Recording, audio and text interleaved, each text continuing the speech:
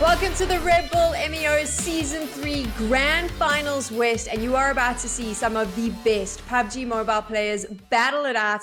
I cannot wait. I am so hyped. If you saw the action last week from the Grand Finals East, you know that these players are going to be bringing the heat. Before we get into it though, I've got some friends who are going to join me on broadcast. Familiar voices to you. Why don't we introduce one of them right away? Let's meet Max Man.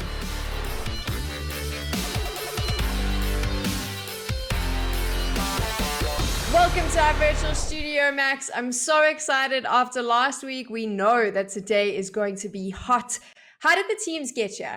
Of course, the teams made it all through their regional qualifiers to make it this far. And now we got the best of the best the Western region in PUBG Mobile Esports has to offer. A few teams, a few new names coming to the table. That's going to be really fun to see how they perform, and some also pretty big names too. So we're going to have a lot of really fun action happening throughout these 6 games. It's going to be intense for sure. So you mentioned those 6 games. We'll get into that in a little bit, but I want to focus on the teams now because Max has given you a brief introduction, but I know that there's someone else who's been hyped the whole week. He is so ready to talk about all of these teams, to tell you who to watch, to tell you which players are going to pop off. So let's introduce him. This is Imperium.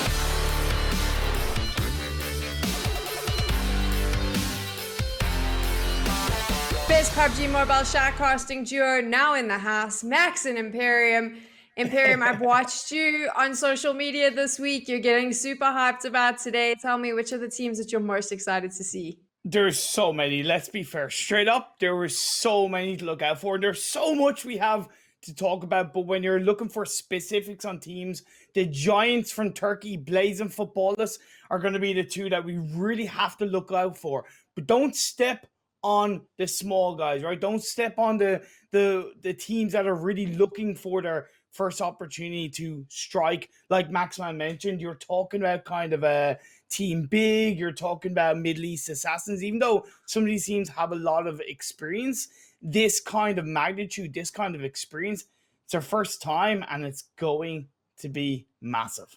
I'm from Africa. I'm from the African continent, and Max, off broadcast, you said to me the African team is maybe one that could be a little bit of an upset. Tell me a bit more about them. Well, yeah, I like having allies, and like Imperium, he likes to go for the other teams, and he likes to be alone. I'm going to be siding with Sam on this one with the African team. The main team we're going to be looking out for is going to be Slime4KT. So as I said last week, I covered African PMCO, and the team that came out on top of that to make it to their regional PMPL is actually Slime4KT from Nigeria.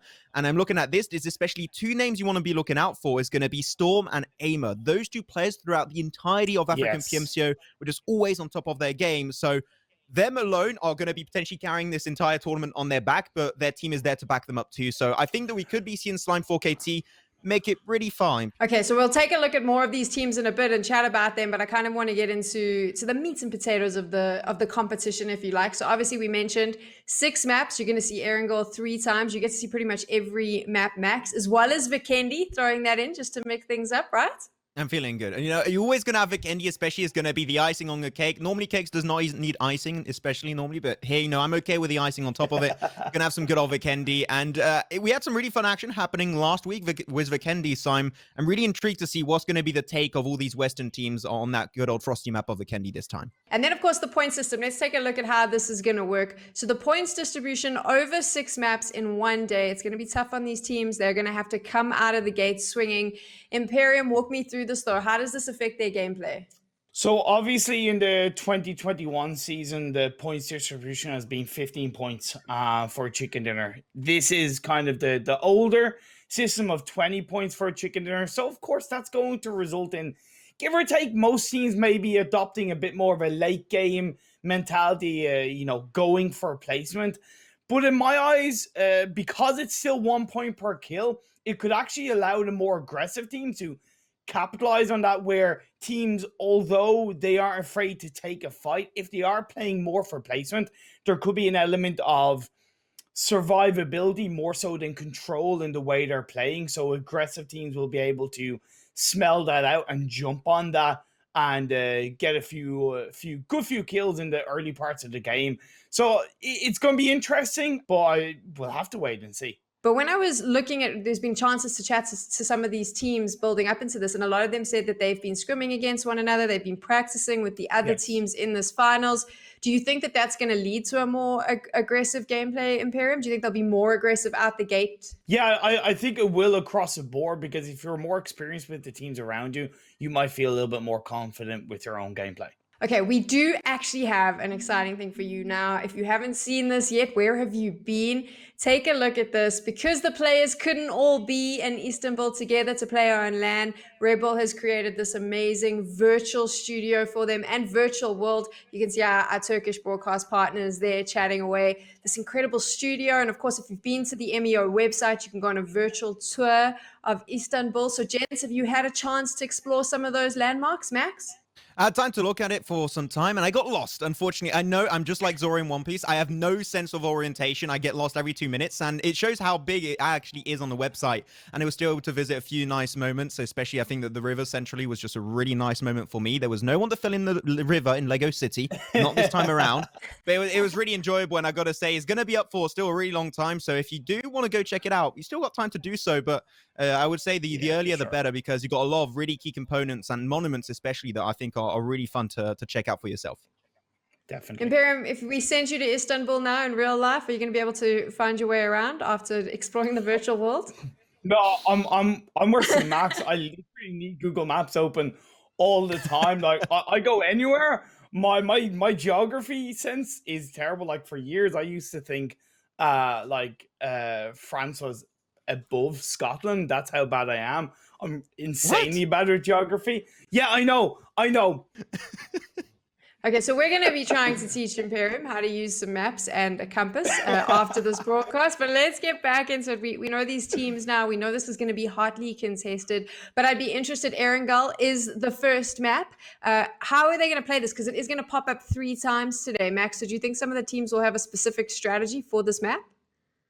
I think we could be having some teams, especially have some strategies for Erangel. As you said, it's 50% of our games today. So teams that are strong on Erangel are going to be very, very heavily rewarded. Is what happened in East, right? One team took 2 chicken dinners on the 2 first maps of Erangel.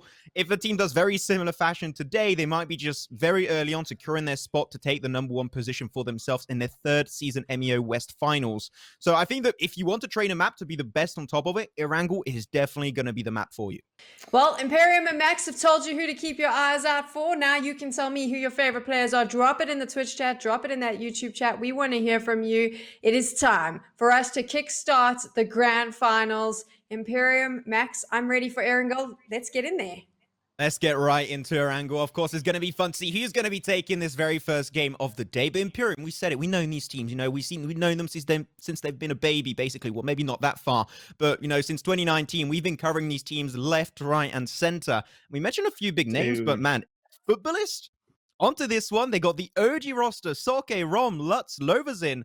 Man, they are ready to pop off in this event for sure. I know it's not Sunday, but Sulke Sunday can pop up any day of the week, any time of the day. What's really interesting with the footballist dynamic, especially when you include Blaze into the mix, Koski, the former coach of Blaze, is now the coach of footballist. So he's bringing the element of not only the experience of himself as a coach, but the experience of of knowing how Blaze somewhat work together and how Blaze play as a team, and that element, that refreshment as well, because let's be fair to footballers, they had dropped down on the tail end of 2020 after the PMWL World League win.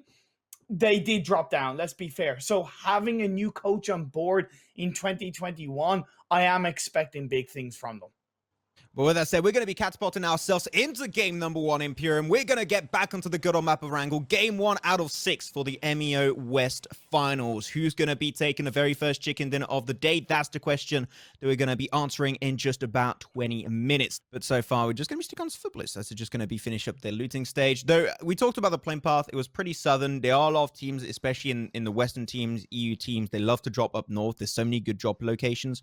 Savani's a really fun one. Northern George Pole, so even Southern George Pole. So you are expecting a few of these squads to coming on through into this game and thinking, okay, We need to push our drop a little bit further away, go for a good position, and stretch it with the car spawn especially. But there we go. Talking about the map is going to be on our good on screens right now. We're going to be seeing a few teams, especially said MCES. They're going to go straight around Yasnaya Poliana. And with a circle like this, I would say, if you want to wrap on early towards Stolbus, Severny to go towards the northern side of George Pole, or a few compounds up north, I'm going to say that's not a bad idea from MCES. It's not a bad idea, but if 3 or 4 teams have the same idea, you can get caught out on the north of the river, which there's not as much landmass available to disengage, to get out of a fight. Compared to the south side of the river. And also the ex-coast of Digital Athletics had some PC experience, which at the end is also very valuable. It's a different perspective, I would say, coming into this one. The one player, there we go. This is the man we've been talking about, the man, the myth, the legend himself, Gonzo, coming into this one with a side of Evolution. They're going to go for the usual drop where Kanina Power usually drop in any international esport tournament. So that's going to be for the Milta position, which they know exactly how to play that position, and especially under the guidance of Gonzo, you aren't expecting many things. He's going to be looking to scout forward. I was like, oh, he's running in the kid. That's a little bit risky, but no, the man, I can allow him to feel confident. He was one of the best fraggers throughout the entirety of the PMGC League. As this is going to be a red car with a red tag team. Fate going straight on open with a 4-man car rotation. Not a fan, but you know what? They find a compound, so that's fine. But that is always a pretty big risk early on. Please, one of you. Okay, that's... Look for another vehicle, please, Fate, because where you are, okay, they just basically looted one building. I'm okay with that, but they do need to find multiple vehicles. It's rule 101 of PUBG Mobile. Never have a full squad in one vehicle. I agree. It could be helping out quite a bit for them, though. Still looking onto this one. Very passive early stage. We didn't mention... we did say we could have a few encounters early on because of the lack of maybe research or information being available on the World Wide Web. But you know what? We're still going to have a little bit of a weekend. You're taking things very slow, very calm, as we might be expecting coming to this one. I do really like this position coming out from SNP. Sniper in a really, really good spot. A little bit spread, which I do like. They got themselves Marco. He's going to be serving as the scout. Also, the bridge troll of this game, making sure he just controls the rotations between north and also center part of the circle. While the entire rest of the team is going to be in a compound nearby. So if they want to bring assistance, support their teammate, the scouting, that's going to be Marco. They can easily do so. So I like our SNPL position on this one. It's just... if the circle goes for a hard shift down south, there's going to be a lot coming their way. Might I even say too much coming their way? I do agree with you. So it's something they're going to have to be adaptable about as footballers are taking a couple of shots onto MCES. Oh, switches over to SLR, nearly gets a knockdown, and indeed, Levazin is going to get the very first knockdown of the Red Bull M.E.O. Season 3 Western Finals. You're not gonna lie, I'm not a fan of the SKS, but this one popping off real good for Loverzin, and you know that when he's able to use it from Castle and Vikendi, if he's at a good range on her angle, he's gonna pop off just the same. Trying to look for that finisher. I mean, he's just about off time. Really, I'm not too sure if the rest of MCES Italia would really join up for just a one-man res. So I think that that's just going to be left down. Furbalist will be securing himself their second kill in a matter of seconds. And there you go. We're going to have the start of a little bit of a fight. And especially given those kills at Furbalist, going to make them pretty damn confident. And he's like, okay, you take... I offer my life to you, fellow Furbalist. I give my life to you. It's okay. And that's what I love about footballers' position as well, because that whole exit strategy that I talked about in phase 1, where they're positioned, which is a little bit more in the west, but it's not super heavily on the western side of the map, or western side of the coastline, should I say. It gives them a lot of exit potential coming into phase 3. They can wrap around the western side of Everest, get that trickle information as they wrap around if phase 3 goes down south. I know you didn't want to mention too much about the loot drops, but you mentioned the ARM. I've got to mention the MK14. Like, that gun is pretty disgusting. I prefer the... I've never been a fan of the MK14. I know people are going to be like, Max, really? What do you mean? It's such a good weapon. I don't know. It's just not for me. It's just I'm a Uzi kind of guy. You know, that's okay. I like playing with the Uzi. I'll play it anywhere. That's how I go. But in a competitive environment like this, is definitely going to be pretty strong. Though Defy, they have yet to move away from this spot, which, you know, I mean that in a really positive manner. By the way, like, they are just holding on to it. They have not got contested whatsoever, which could be happening. Blaze are just going to be roaming around. But this is especially what you mentioned earlier, Imperium. The fact is that when you got Everest around here, it's pretty hard to know what's happening up north of your location. Okay, Tron, that was... Be careful, Tron. I was a little bit scared. Like, they're moving all over the place. They have no idea who's going to be in that position. There you go. Rom going to spot it away, taking a few shots. Turkey versus Turkey in this matchup. A little bit of things going to blaze between these two teams. But Lutz once again with a mini 14, just going to be holding things at bay, making sure they do not get contested at MCES Italia. Oh, wow. Do get taken down. That is going to be a very early death. We did not even make it into phase 4, so that's very unfortunate for the Italian team. And we're also seeing defeaters get a little bit of a cheeky couple of kills on the Onyx. One thing I'll say about Blaze that low-key disappoints me, it seemed like on their rotation in phase 3, it didn't seem like they really knew where they wanted to go. And that's not a good thing to do, especially in this kind of lobby, especially when there's still that many players left. If you reposition, you got to really know where you want to go. Plan A, plan B, plan C. We go either here, here, or here, depending on who's around us. And that's something that Blaze didn't seem to have too much on board. The Zippies from Team Big looking down the hill on the side of Fate, but he gets knocked.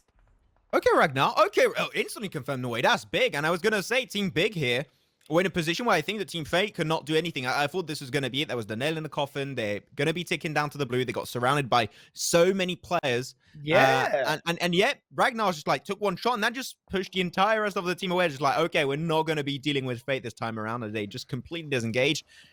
So, you know what? Fate able to do good. And they are playing a 2-2 split currently. I have no idea where the rest of the team currently is. Oh, I see them in the distance. They're going to be joining up slowly but surely. So they're going to be making it into a relatively good position, but still not into the circle. And the blue zone's going to be pushing against them. So the clock is ticking. You got to start aiming for some good spots. Yeah, we didn't really see where phase 3 did go, but it seemed like it went south of Everest Train. I believe Everest is still in play on this circle. Blaze are not in a good spot because that little dip, although it's protected, you throw 4 or 5 grenades, you get a mini red zone in that little dip, and Blaze are going to find themselves out of this lobby very quickly. They've already lost a player. 3 players are left alive. They're going to have to really hunker down, and as soon as phase 4 pops up, they should really look to get the hell out of there. Fate also going to try their best to make it out there. Very similar rotation to what happened for Footballists very early on into this one. You're going to potentially think of crossing on over. But so far, seems like now a lot of these teams have already found some really strong positions, which means that now, from now on, teams that rotate late are going to be in a really, really dire positions. They're going to be contested. Teams are going to have the high ground. Teams are going to have the compounds. Things aren't going to be looking pretty at the end of the day. There we go, though. GS going to be taking a few shots also. So far, a lot on back and forth coming so far for a lot of these teams, but especially, there we go. This is another team we didn't really talk about too much. Gaijin Imperium. We've casted these guys, especially, like, I remember Lord, Prada, Adobo, man. We've been covering these guys for ages, and I'm really intrigued to see how they've been able to improve throughout the past year. Yeah, they've really rocked it up quite a bit. The roster overall has evolved. They played the PMCO UK, which, you know, I would argue isn't the strongest region as a PMCO, but they definitely still did put up a massive showing all throughout. Really shining consistently across the board as Fate are going to find themselves getting knocked down at the hands of Marco. If that wasn't a free kill, I don't know what was. This is what I mentioned earlier for Footballists. I was skeptical they would go for that kind of rotation with that information, but it did work out for them. Fate, unfortunately, not able to pull the same kind of outcome. Aimer, there you go for Slime 4 KT. I said it, long range. You give him a DP, you give him a mini, he's going to be just doing such a good impact at the end of the day. No, that does not come through from Ragnar. Ragnar, come on, you got to hit those at the end. That would have been potentially a really good way to zone away from apartments and take full control of that compound. Unfortunately, that's not going to be the case. But now we are trickling down in terms of teams. 15 teams and also only 50 players. That means a lot of these teams are not going to be up to a 4-man squad.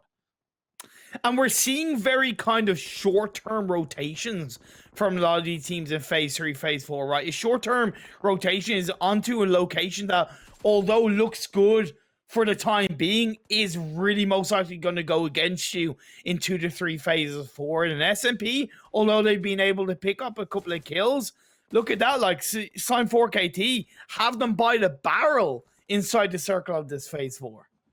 SMP also really good control, though. They got to cross over the road. That's going to be horrible to deal with. They got to make it so far. So hopefully they got still some utility up their sleeve to try and chuck it. Talking about utility, there we go. MEA Assassins, they're going to get involved. Faker, a player that I've been looking out for himself. Is he going to be the true fake of PUBG Mobile? Now it's time to know.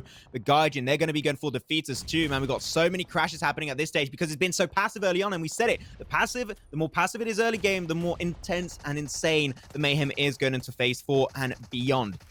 Miracle going to be knocked down initially for the side of MEA. Going to be going for the bloom into the shadows, into the smoke. Has no idea who he's shooting at. He's trying his best to stay up and alive as Team Onyx unfortunately get taken out in 15th. Oh, Flash. Good play by Middle Eastern Assassins. There is another team now crashing in on them. So it's Middle Eastern Assassins. They dealt with one team, but they're now going to have to deal with the one and only... is that Footballist? I don't know if that is. No, it's not. It's the side of UC. Yeah, they're going to be trying their best to defend that position, though it's a battle of time. The cars aren't looking too good, and if you pick up this car, you know you're going to be a very easy picking for the likes of UC or Fate. So here you're going to have to take that fight and eliminate the opposing players. The entire team, if possible, get a squad wipe would be the best prime time to do so. Though we're going to have also Satan. He's looking for another opportunity, already trying to push away from this compound. But man, your team needs you right now. You need to join up in this compound. Without them, you're going to be struggling quite a bit. So MEA going to try and make his way back into it, hopefully very soon. Faker's going to move in out with the car, which I got to say is a little bit of a risk, but seemed like he's doing it on an angle. He used the smokes too really well to deny that angle, to deny that vision. That utility usage of MEA Assassins was key to rotate away from this position. But I would argue that Undead Crows kind of gave them that freedom, right? If you're going to crash a compound and you know team is there, you crash hard. Sid, phase 5, you're 23 minutes into the game, you look to make a statement. And that was definitely, in my eyes, a little bit of a missed opportunity from Undead Crows. The footballers are going to be rocking up on towards the hillside and will look to capitalize on defeaters' position inside those buildings. Oh, there are so many teams in this compound. This is not fun to leave this position later on. And it's going to be potentially finishing on top of average. And now for the first time, it's going to be contested away. Nice shots coming out. Nothing connecting just yet for Evolution, but that's A-okay. Things are going to be getting a little bit more dire by time goes by. Defy still holding on strong, though. The fight going to be happening towards Crates is now unfolding. SNP going to have their scout Marco forward, and he is going to be clearing this entire section on his own lonesome. There's still going to be a lot more around the corner. Marco is going to be left now stranded, trying to go potentially for the kill confirms. Unfortunately, is not going to be able to get his teammates back on his feet. So Marco left alone up against the entirety of Team Big and also Slime 4KT around the corner. This is not a fun outcome for any of these teams involved. Marco doesn't have anybody to say polo to. He's on his own as the phase 5 blue zone is hitting. I know you are shaking your head, but I'm damn proud of that joke. He has 3 first aids he's going to be able to utilize, and with a little bit of time, he might be able to capitalize on the Pronto, but Pronto's moving away. Pronto's low on half health. You got Team Big in play. Pronto gets caught out. Marco picks up a kill. Good stuff. That, unfortunately, is going to be going down also, but that's not only going to be a kill, that's potentially extra positioning points coming in when the grand scheme of things, because let's not forget, there's no 0 pointers into this one. In this format, you can always get 1 point minimum, so he's going to be climbing up the ladder a little bit more, but leaving that position too late did cause their demise. Team Big at the end out in 12th. Now we're going to be having 10 teams still alive in this lobby. Blaze still in that position. I'm surprised Imperium they were able to survive that position for so long, knowing how tricky it is to hold on to it for the entire run. But Turkish team versus Turkish team, a little bit of a back and forth between these two guys. You'll be the better Turkish team of them all. Lovazin was an absolutely stellar grenade going straight onto Zafian. Now they're going to be creating a good opportunity. The off angle, especially on Flirts, is going to be key, and Footballists might be taking the positive outcome versus Blaze. Oh, good stuff. Man, you know, they've been here for quite a while, Defy have, and now they need to really control this circle. What a shift. The thing is with this circle, whichever team wins this Everest fight potentially has the best odds of winning this entire game. So this is extremely important. Defy might be the team taking themselves the first win, but Evolution still hot on their toes, hot on their heel, should I say, not their toes, because that means you're in front. That makes no sense, actually. But that's okay. Still, I think that whichever team takes the dominant point of this fight is going to be the one leading into phase 6 and onwards. Though now the teams that were up north, the thing is, they do not know where they're going towards. Do they go for the mountaintop shift? Do they go around? There's so many decisions they got to go towards, which at the end, there aren't too many that are going to make things easy for you. As MEA Assassins on the front line, Football is going to go for the push one by one, though. Where the team synergy, I'm not seeing it. You got to push this one together. Otherwise, MEA assassins are going to be indeed Bingo. assassinating you. And that's going to be it. Satan falls down initially for his team. Down to 2. Nice. Faker, Respect also falls down. Faker left stranded on this position. Will he be able to beat the wall up against Footballist? Picks up one with a boom. Picks up a second. Faker being the true Faker of PUBG Mobile in this moment versus the entirety of Footballist. But he does get picked up by Loverzin down below. That was still a good defense, but unfortunately not quite enough in the grand scheme of things. Oh, Faker pulling out all the stuff to try and keep his team alive. Indeed, it unfortunately wasn't enough. Footballers, good initial start on that engagement. A little bit of a poor execution where they did lose a player. That didn't need to happen. Will they have the time to get the revive off? Yes, they did indeed. As the circle has gone down on towards the southeast and plays are eliminated. 5 teams, 12 players left alive. They were able to get himself actually an extra res, so they're going to be having Only going down. He was a really good fracker going into the PMGC League stage. A very unfortunate loss, but still have the 3-man they can make some sparks happen in this game. MZ, okay, going to be coming in with the PP Bison. Unfortunately, PP Bison at this kind of stage, not going to be the most impactful one, so that's going to be it for Clash, out in 5th. Top 5 for the first game, still a pretty big bang, I have to say, Imperium for the French boys. But now we're down to 4, and still Defy seems like they were indeed defied up on that position up on the top side, and they're going to be actually able to find himself Sulky, the IGL, one of the best fraggers throughout PMGC, down on his knees. Is only going to be Loverzin once again. Is he going to be the redeeming part of this game for Footballist, or will he lose his life also? We'll have to see, as now everyone has to make their way towards Evolution. 4-man squad. They are still looking strong to defend this position. Slime 4KT still got Storm on top of this one. I told you got to look out for this guy from Nigeria. He's going to pop off strongly in his first game. There's now only 3 teams are still up. You got Footballist, Slime 4KT, and Evolution Imperium. Oh, Storm looking to make their way down the hill, and Football's trying to hold on for dear life. Puncher falls down. He's going to get knocked. That could give the opportunity, but Evolution will claim it in the end. That was one hell of a game. Under the guidance of Gonzo, they are able to find themselves one hell of a game 1 on one of the most unusual circles. Especially, man, game 1 for East, we had a military circle finish. Game 1 today, we have an Everest finish. These circles have been wild through and through. But at the end, only one team can come out on top, and that is going to be Evolution, as they were on top of their game and their rotations from start to finish. Sam, I'm going to need you there because that was one of the most insane finishes I've seen in a while. That was crazy, and I want to talk a little bit about the pace, but we'll get there. The first thing I want to do is for those that were watching, because it happened so fast. Imperium, are you able to break down that final 3 fights? How was Evolution able to claim it? Because Footballers had been caught out, where they'd lost a player to Barracuda. They then lost a player to the Blue Zone. They were left with only 1. He wasn't able to heal up, and Slime 4KT just pushed in, and they had to move down the hill. And although Evolution lost a player from falling down the mountain, they just had more players up. They'd been relatively quiet throughout that game, right? They only had I think 4 kills up until that point. So really, they had that man advantage. So in the end, as the Blue Zone hit, there was really nothing more Slime could do in Evolution. They picked it off and got the chicken dinner. But honestly, why was it this slow, Max? Because I think we were 17, 18 minutes in and we hadn't even lost a team yet. It was very slow. It felt like the game of Sanhok we had for the East, where it was not feeling like a Sanhok game. This is very similar to right now. It's just teams being really, really respectful. But the thing is, as we said, the more passive the early game actually is, the more intense the late game is going to be. And he said it was so flashy, left, right, and center. There were some fights happening all over the place. And that was because the early game was so passive and because you had so many teams remaining in a very small and intertwined circle. And especially with Everest in the dead center. And Imperium, he mentioned it very early on and he hit the nail on the head, saying that the lack of information was going to be the main issue for these teams. And Evolution, they were right on the tippity top of the mountain thinking, we know we cleared all down south.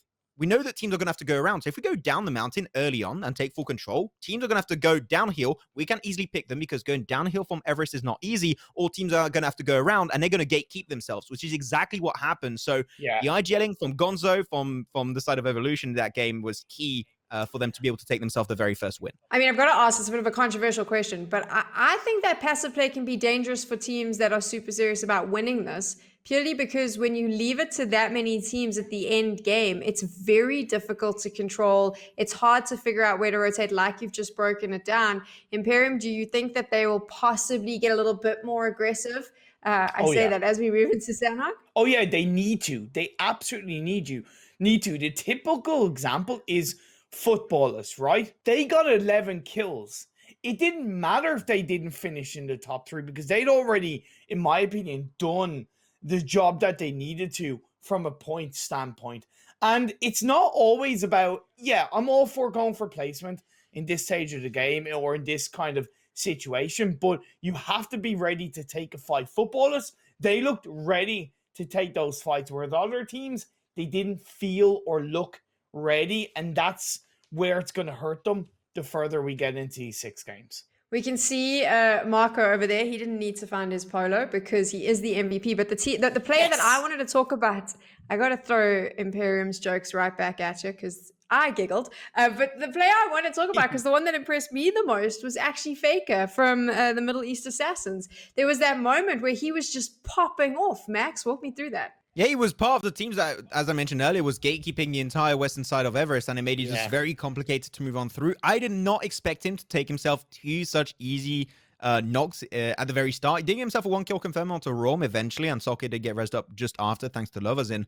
But really faking that position in a spot normally that's not easy to play around, but because he had that little high ground position, with that third-person perspective, he had all the information that he currently required to be able to take those clutch positions. It was not quite enough, but at the end, it was still a really good showcase. But, man, looking at these numbers here, big numbers coming out from Footballists. And as we know, Footballists, they love those big numbers. With almost 2,000 damage into the first game, really goes to show that these teams, they still got it. Coming into game 2, maybe it's going to be time for Clash to step it up a little bit in terms of fragging power, especially at Sandhawk, you know.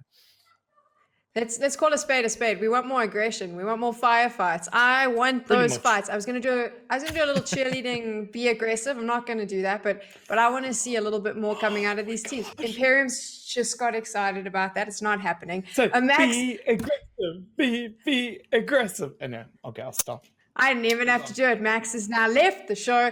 Max, in terms of Sandhawk now, let's talk about what is the textbook way to play this map. If you're a team coming into this, what is the textbook way that you should be playing Sandhawk? Typically, you always want to try and stick as a team. Early on, it could be okay to split drop and instantly regroup once you did loot a specific amount of locations. Though, you want to get back as a team and play as a team every single time. Reason why? It is Sandhawk. It is a map of snakes. A lot of people know that name.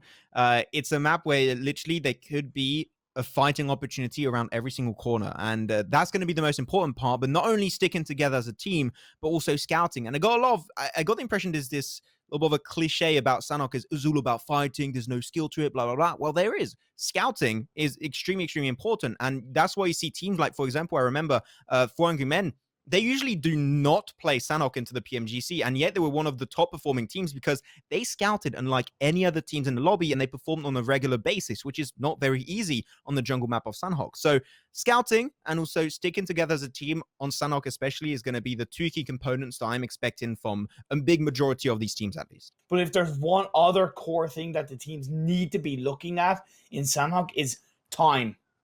Time.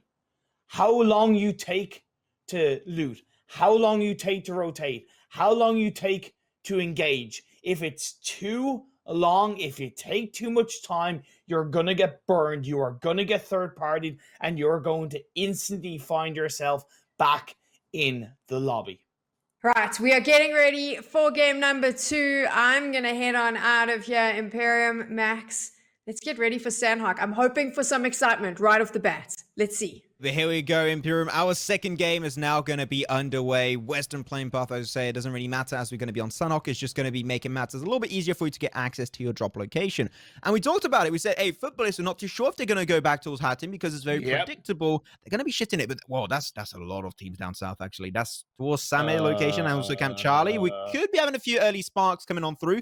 No too much issues happening with that phase on Circle. He's going to have all the islands in play, which means that once more, the trifecta is going to be really good to play around to facilitate your way into the second, third, or even fourth phase, depending on where it goes. Be aggressive. Be aggressive. It's going to be so important coming into Sandhawk that these teams are really confident as well, and that they are somewhat aggressive when you have 3 or 4 teams dropping around one specific area of the map. We do see MCES, they dropped on the kind of western coastal line of this Sandhawk map up on the Northwest Island. And that's going to allow them a real great entry point into this core phase 1. And because there's no real teams around them, they should be relatively safe pushing in to a more central location. This is it. I said it. Scouting is key, and I got to say that Blaze, they're doing it, taking a very slow approach. They see that there's a team down below. They're going to keep on moving forward. This is typically what we want to see from teams that are going to try to be consistent on the map like Sandhog. Evolution. Oh, this is a... Oh, then the salt mines. Man, what is this? Feels like I just came out from a game of League of Legends. The salt mines, that's going to be Evolution trying their best to make it out alive. But yeah, this is a... Man, getting shot at when you're inside of that spot, it's absolute hell to move away from. I do not like to be under fire when I'm in salt mines. By no means are they out of the woods just yet. Blaze have vehicles that they can look to maybe go a little bit more full sender, but if I were Blaze, I would just look to stay a little bit more passive, maybe reposition a bit and get more information and allow Evolution to maybe get caught out by another team around them. I like it the Blaze are holding on to this position because I know that salt mine is not really a threat. It's really hard to move away from, but it seems like they're going to be trying to move away from that position all around. If you notice, to me, there's like kind of 3 core... Okay, I'll talk about it later on, because that's going to be Clash pushing in towards the side of Blaze, a double knockdown. Initially, make that a third. Blaze are down to 1 player. Clash, I said they want to redeem themselves. They come in, they get a squad right, they pick up 4 kills, just like that, Max. Well, Blaze, see you later, Alligator. Apparently, that was not the game that they were meant to take, and...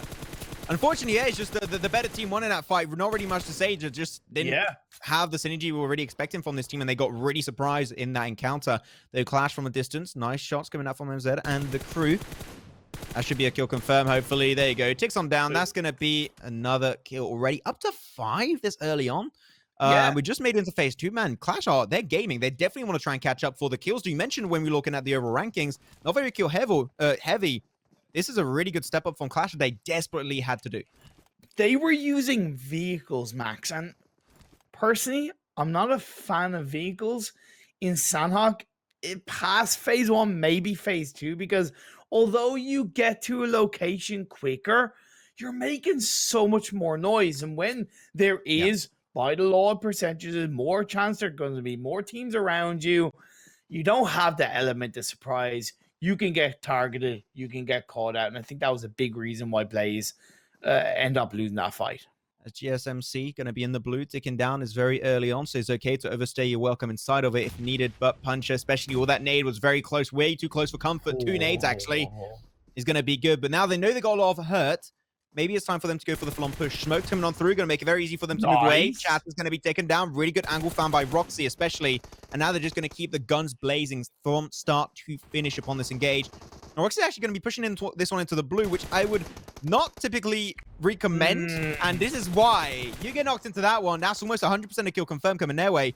GMSC, potentially going to be allowing Rainbow to move away from that position. But Evolution, they would have remained as the gatekeepers, just went a little bit further to the west. They would have been set for success, but they were just too greedy, and that greed is going to be causing their demise in this second game. When we do mention about consistency being so much more important across these 6 games, Evolution can still pull something out of this. It's going to be a lot harder. Definitely not going to be an easy encounter for them. Circle's about to pop, and it's going to go back towards boot camp. So actually, MCES Italia don't really have to move too much.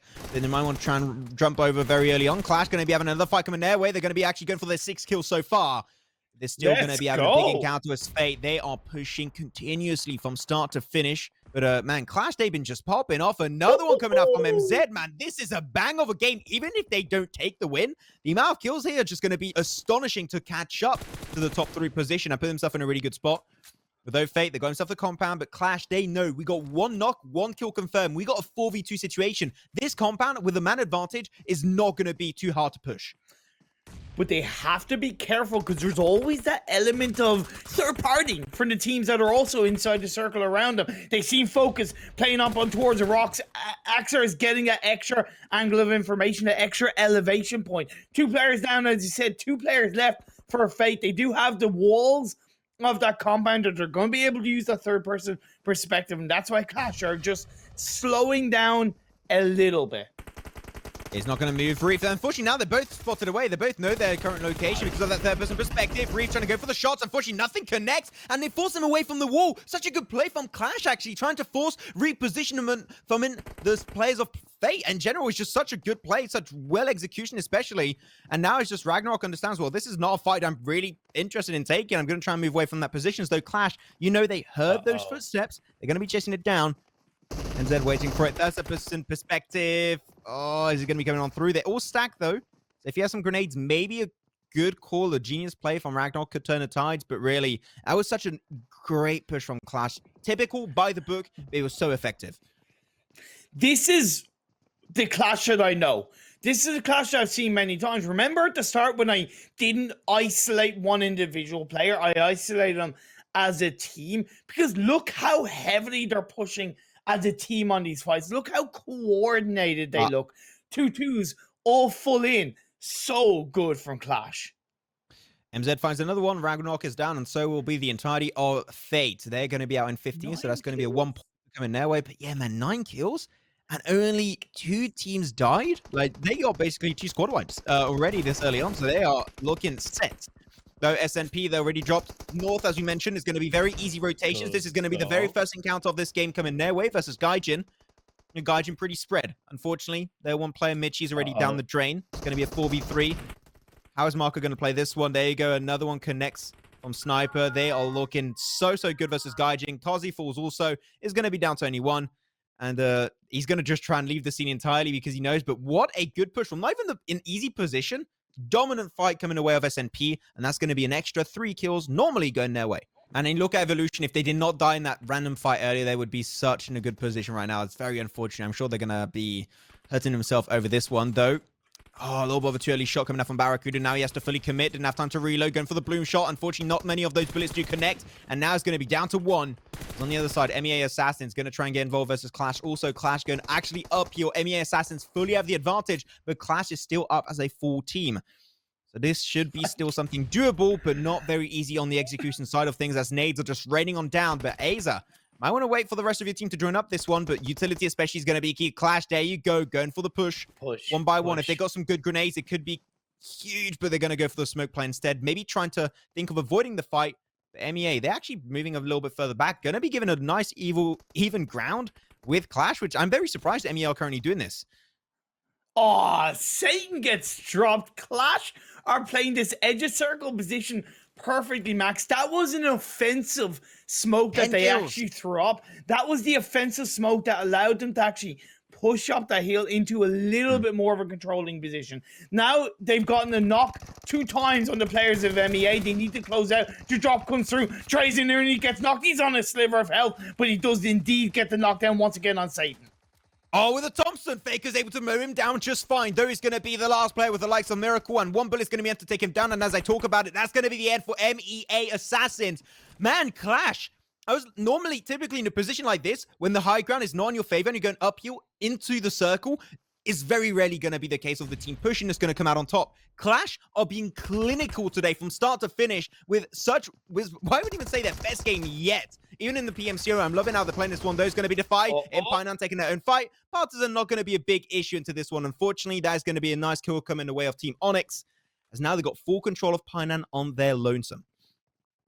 I respect the fight. Did try to kind of avoid a lot of those fights and play around the Painan region, but Onyx, I mentioned they could come in through Painan. That's exactly what they did. Picked up a free kill along the way. The feeders are playing on the northeastern edge of the circle down by the bottom of the hill, but it is going to be GSMC that's up the hill above them. Height versus control. In my opinion, defeaters probably have the better of this fight. As the circle does shift up, it centers quite nicely away from Painan, with Undead Crow the only team that is inside this current circle. This is going to be an interesting one. There's one compound that's going to be key, dead center, currently unplayed and unused by any of these teams. So the one team that goes in that position might just be the king of the game. SNP Blue Zone, that's going to be causing a lot of issues for them. They had to cross over very early on, but they took too much time. And we said it, time is key on Sanok. And if you do not go fast enough, unfortunately, you're going to be losing yourself in the midst of the jungle. Now for Ballis, Lot's going to be knocked away. And we have to take that fight. What is going to be the playstyle for them? Avoid Painan or commit and take full control of Painan? That's the decision to both Team Onyx and also the likes of Fabulous are going to have to commit to heavily once the initial decision is made. We'll have to wait and see. Team Big Easy, they're also currently still in this game. I believe still as a full squad. Another knockdown is pushed on to footballers from Onyx there. Definitely controlling and gatekeeping the side of footballers. The Turkish Meisters are going to have to find a way. Past Onyx is GSMC capitalize onto defeaters from the high ground position, picking up a kill. Coming for the push, that's going to be it. Team Big, are they going to go big or are they going to go home? That's the question for this game on Sanhok. Only got one kill so far. Slime 4KT, into the blue zone. Not looking too good for the Nigerian team. But still a pretty good run. Let's see if they can maybe make it out of that position, though. Team Big going to make their way downhill. They take control of the compound, but it's still going to be contested away. That's going to be versus the likes of UC. Sniper going to be losing their final player. That was Marco. And as you say, Imperium, Marco, well, no Polo this time around. That's going to be it for them in 11th position. 10 teams now still remain. There's going to be still a lot on the plate of the likes of Team Big, especially. They've got to take this fight versus UC and also push into the circle. This is going to be a lot for them to deal with. Don't go for the revive, Big. Do not go for the revive. That's time wasted. That's 7 seconds lost. I know it's tempting, but you need to push in. The blue zone of phase 6 is going to start moving in the next 10 seconds. No. Undead Crow are giving them more time to set themselves up to defend this position. This is a horrible circle. It's on a slope. It's not many buildings to play around. It is not fun by any stretch of the imagination, Imperium. As you see, also staying put. The thing is, the more you delay this, you're going to take a fight into the blue zone. I think that the one team that maybe pulls the trigger a little bit earlier might have the surprise factor, the advantage, at least for the first few seconds.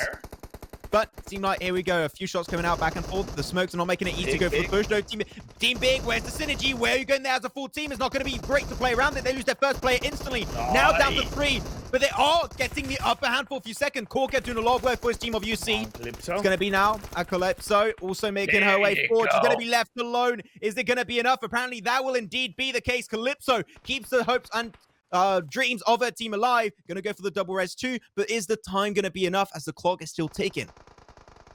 Plus, there's another team hearing those shots are going to wrap around. We also see Clash continuing to rack up the kills, continue to control the edge of the circles. Evolution, you're out of here. Onyx are in the blue, trying to heal up. That heal strat might come on through, and we're down to our final 6 teams, 14 players. MCES going to get caught out. A little bit of it feels bad, man. A mistake was made.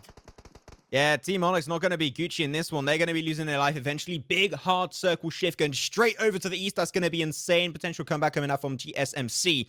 Though, versus Clash, let's not forget Imperium. They've been taking fight after fight after fight. Even going to phase 1 circle. And they're still up as a 4-man team with 21 kills. 21. What? 21 kills. 20 more into this one. Man, they're gonna... Okay, you know what? They've done it, man. I just been realizing that these guys have been really stretching their wings for. We said we needed kills. I didn't expect this many kills. Damn, boy. You were really going hard on this one. Now, Clash still up as a 4-man, as you just mentioned. Got full control of the southwestern side of the circle. They're very sneaky, boy. And who said it? Sneaky Sanhok. That's where things are going to get dicey.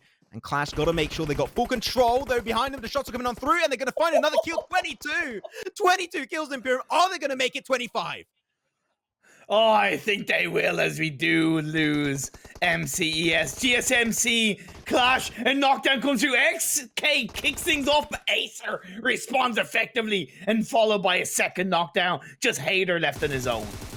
Chapter's going to be left stranded. Here's not going to be an easy one by any stretch of the imagination. Already one knock coming their way. Is he going to have enough time to go for the rest, though? Might just be the prime time to do so with only 30 seconds still on the clock. He knows he got a knock on the other side. This might be the only chill time he has in this entire game. 1 second. Boom. Res done. Does he have the meds now to get back up? That's going to be huge. But on the other side, Clash able to get res on their own teammate, Trazen. Now they're also back to the 4-man. So they need to get themselves one more to Freezy. That could be huge. It could be making this game a lot easier on them. But now you can see, I love how Clash are playing this. The stretch they're currently playing with is absolutely mental. Where's that Loversin over there? Why are you doing Loversin still alive? You're not supposed to be up still. You should die in just a few minutes, okay? If he steals this game, I will not know what to expect anymore. But footballists are still here in top 3. Maybe Gaijin is top 2 if they're able to snatch it away. He's got so many meds for sure, but here, especially the fact that they got this rock, GSMC got full control and ownership of the vision because of that third-person perspective. 12? He's still got 12? Man, big numbers everywhere. And here's the thing, because there's 8 players alive, I reckon Clash thinks it's a 4v4. That's why they're not looking to be extra aggressive. Oh, they're getting pushed forward. They don't have the rock anymore as coverage. The Blues are going to be ticking down on their health. Unfortunately, that's going to be it for Freezy. Now it's going to be down to 2. The nice bloom shot coming out from GSMC might be able to turn the tides in their favor. Clash down to 2 is MZ on the side. Unfortunately, that car explosion not making it easy. Footballists, that's going to be sure they take third position. Top 2 for one of these two teams in these finishing moments. But A's on the side, still giving away valuable information. Huge knock coming out from SK.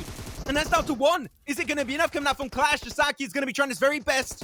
So he's going to be pushed upon heavily, and they take it away. GSMC snatched the game away from Clash. It's not going to be a 25-pointer, but GSMC coming in hot with a big upset in the second game. We will spend a hell of a lot of time talking about Clash's massive kill game, but let's take a second to recognize what GSMC and Hater specifically did in that game, Sam. That was clutch at the end from GSMC. That was Clash. I did not expect that. I'll be honest, I had my whole intro planned for Clash. I had a joke.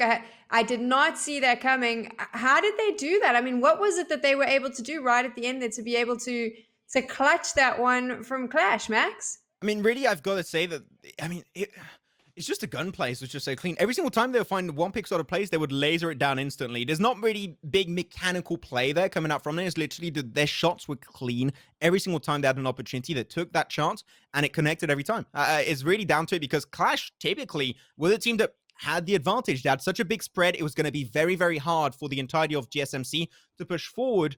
And also Clash had some coverage. So it really just goes to show that in those one-on-one fights of gunshots coming on through, just GSMC were cleaner in those finishing moments, and it's really down to the wire. It was extremely close, but there has to be a winner, and that time it was going to be the side of game space. That was my surprise, though, because I was like, the whole way through, they were so aggressive. I was like, it's the Clash show. We're all invited. We're just watching this. Every time they saw a team, they were in there and they wanted to fight. It was interesting that in the last fight is the time you go, okay, whoa, let's...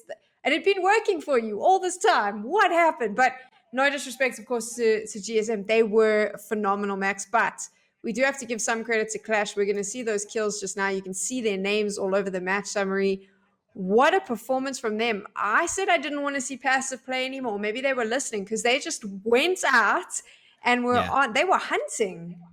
I mean, Hayes has got 8 kills of his entire team. That's almost half of it coming out. I know I'm bad at math, but like that's a pretty easy one to check out. And Hayes has just been doing so much work from start to finish. 1,300 damage. You remember last game, Imperium? You said, you know, Slime 4KT, man, that was 1,500 damage. That was nuts for the entire team. He did that almost alone as a one-man player. That's how insane these numbers actually are for Hazer from Clash. And not only him, but the entire team. And I gotta say, when you come in late game with 22 kills, and you're still up as a 4-man team on Sunhawk at that, you're making a statement that you're potentially the best team in the lobby, even with footballists being there. I'm so blown away because they did say that they wanted to redeem themselves in game one, from game one, right? 0 kills in game one. That is a redemption 2.0. That's a redemption, you know, plus squared, you know, infinity. That was I honestly cannot really find a word, Sam, of how good that game was from Clash. Wow. Look at that kill versus damage. Look at that. I mean, you don't even have to look at the numbers. You can just see this was, I said it earlier, was the Clash show. And I honestly will say, if I was another player in one of these other teams, maybe GSM doesn't feel this way, but every other team, I would be terrified going into map number 3 after what we just saw from this team. I would be terrified because they dominated the whole way through, Max. I'm looking at this graph especially. Like, we do tend to say a lot of the time, you know, that we have some kill/damage graph coming on through. They're very top heavy. This is not top heavy. This is cliff heavy. This is just a cliff face you're going to. You got footballists like, no, 353. Then you go like, oh, 3,200 damage for one entire team on Sanok especially. Like, it's just nuts. And they did exactly, you know, Imperium said we have to redeem ourselves. Okay, whatever you ask for, Imperium, is our demand, is our price to pay. And they did exactly that in this game. I got to say, I'm enjoying it. And I do believe it puts them in #1 position because games like this don't happen often. And if they deserve #1 position after a game for that. There you go. We're going to be seeing it. And that's going to be a total of 36 points coming out that game alone, which is definitely going to be pushing them really high in the overall standings. It is really close, which I mean, I think is going to... I think we'll probably see this as we go on looking at the strength of these teams. I think we're going to consistently see that leaderboard maybe changing up. I don't think this is going to be a runaway victory. unless Clash does what they just did every single map. Yeah. That's going to be a hard one to. I mean, maybe we'll see that coming on through. But I think that now, when you're in position like this, you just get consistent top threes, and you're going to somewhat solidify every single game your position. The only thing you need to make that happen is really to make sure the teams below you do not get those another 20-point kill game, and then it might be okay. But I think that Clash are definitely set up for success in this one. As Imperium said at the very start of the show, they took first position for the French PMCO. They're a team that when they come into a tournament, any kind of tournament, they're here to win, and it really shined through on that game at least. So I'm really intrigued to see what's going to be coming on through for the next 4 games, because another one like this, and they're pretty much set up. We are going back to jump on in Imperium before I move on. No, I just want to really mention real quickly about Footballers. They were in a position where they were stuck between the Blue Zone and Onyx. So what did they do? Heal strat. Gave that plan B, that plan C, gave all their meds at one player, played the heal strat. It got them from, I think, 10th or 9th to 3rd. That's adaptability, baby. That was fantastic for Footballers. I thought it was a good play. I mean, I think that making sure that you're always in the top 3 is always going to help you if you're up at the top of that leaderboard, especially in a competition like this where you've got one day. If you can keep a player alive and you can get them to sort of keep themselves out of trouble, which is exactly what they did, good for you. I mean, it's going to work. You're going to get those placement points. And to be honest, I think that keeping that player alive potentially took the chicken dinner away from Clash, like we said, because they thought that there was a 4-man squad on the other side. So maybe GSM needs to buy the Footballers player some chicken wings after this, Max.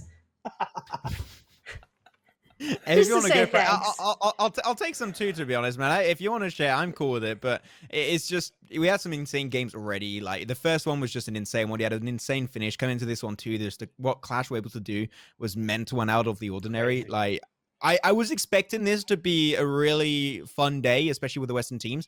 I was not expecting it to be this nuts. So we still got 4 more games to go. We're going to have Vikendi, especially with games like this, man. I am even more hyped up for Vikendi to close off today.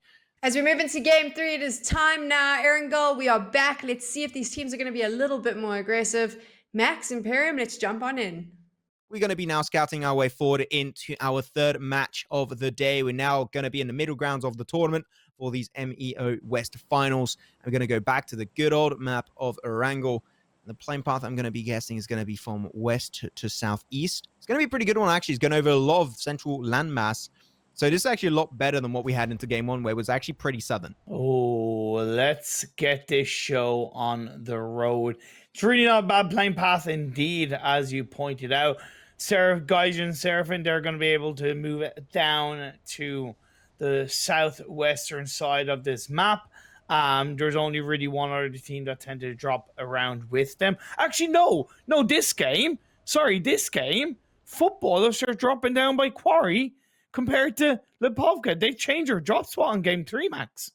Which I like, and you said it, you hit the nail on the head, Imperium, earlier. You said they are going to be having Footballist and Clash, also potentially GSMC, a target on their back. Teams maybe trying to cause their demise, cause them a few issues and a few hurdles along the way, which, if you keep trying to adjust every single game of Erangel, is not the most efficient way of playing the game. It is something that normally, if you're on a really long format tournament, the team would do this and I'm like, why? This makes absolutely no sense. I despise this. But in this kind of situation where a lot of teams know exactly what you do, what your playstyle is, and they're going to keep doing research every single game, that's where things are going to get a little bit dicey. Yeah, and here's where the kind of adaptability needs to come into play, right? And this is where the strong IGLing needs to really shine through, especially for the teams down in the bottom half of the tables. Hey, look, though, this compound here, Lipovka, it would have been contested. And this is where Footballist dropped. It's exactly that. It's exactly that. They're just trying to make it very hard for the teams to try and pin down their location and make it very unexpected as to where they're going to play. So it seemed like they were... I don't know if it was intentional, though. Don't get me wrong. It was maybe not the most intentional thing coming out from them. But the simple fact that they've been trying to switch it around, it is a risk. They might encounter teams later on down the line. But I do like it quite a bit. Though I do want to take us a little bit back to that phase 1 circle. Once again, very northeasterny. If that's a word, northeasterny. We're going to go with it. We're going to say it works. You know what? I'll let you away with it. Northeastern-ish, maybe. I don't know. But I'm looking at this as so much coastline into play. One word, botations. Really? If you want to go for boat rotation to just get to the likes of interesting. Temeshki, Severny, while avoiding to encounter all the teams, because you're going into this one, especially if you're a team like Footballist or Team Onyx, that are going into the unknown because they have no idea where all the teams in front of them have dropped to. Rotation would be a clean on this first circle. MCES, though, there we go, versus Blaze with the PP Bison. That's going to be big, and that's going to be an instant kill secured their way. So Blaze going to be down to 3 very early on. Not the best way to go for the Turkish team. You know what? Hopefully the 3-man will be enough for them. Because Blaze, looking at this one, where did they actually drop? They actually dropped Pachinki on this one.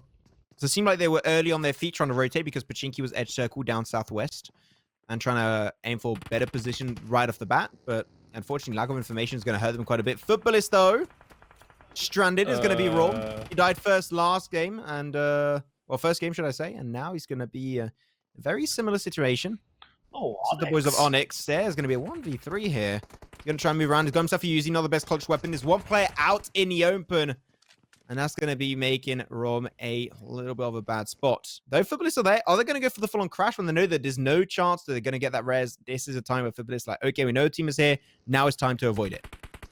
And very early fight onto Stolber. This does not... Oh, this circle, though, is going to be going towards Stolber. So it seems like the focus is going to be shifting heavily. MCES going to be taking himself a pretty big toll as Holes puts himself some few holes into the opponents. Going to be a nice connection on this side. The nades also clean from defeaters.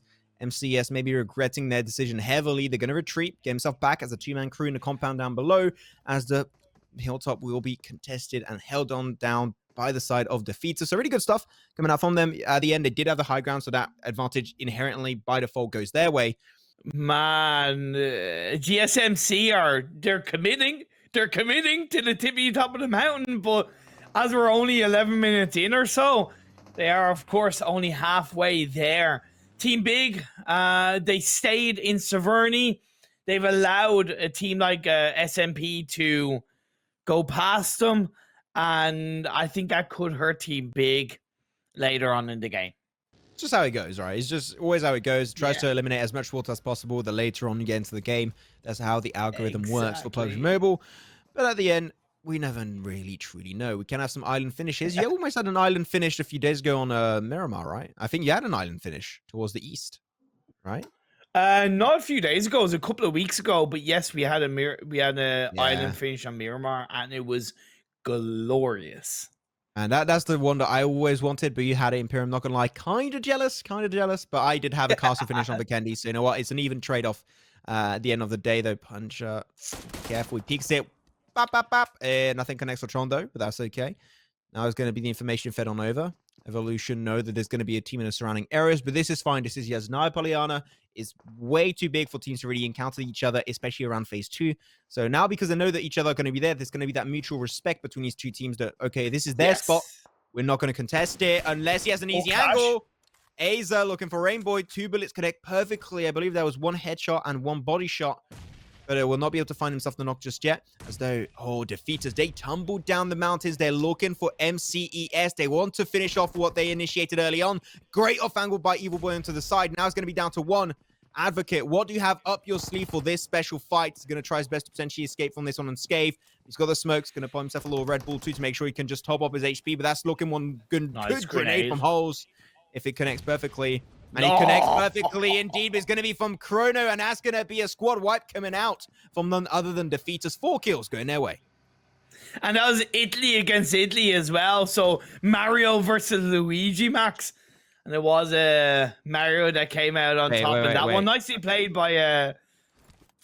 Imperium. Do you mean Wario versus Waluigi? Because we all know they're the superior duo. Like, come on. No. So I see Sam. No. She's nodding in agreement. Okay. Waluigi is the best video game character of all time. Okay. I have no idea when they're going to put him in Smash. Hopefully one day. But you know what? Potentially also Waluigi skin in PUBG Mobile. I would not say no to that one. You know what? I'll wear that one every single day. That's for sure. But now MEA Assassins, they're going to be still contested themselves. Going to actually have 3 teams. Defeaters, I believe. Wait, are Defeaters pushing back up onto them? Oh no, it's Snipers. There you go. They're both red. Yeah. They're going to try their best to take that position. Stolber finish maybe. Yes. Okay, my level of interest for this game just jumped from like a 20% to like 100%, not even 120%. I'm feeling damn good about this one. This could be an insanely good game, Imperium. Let's go! Stolbar finish. We currently have GSMC, Max.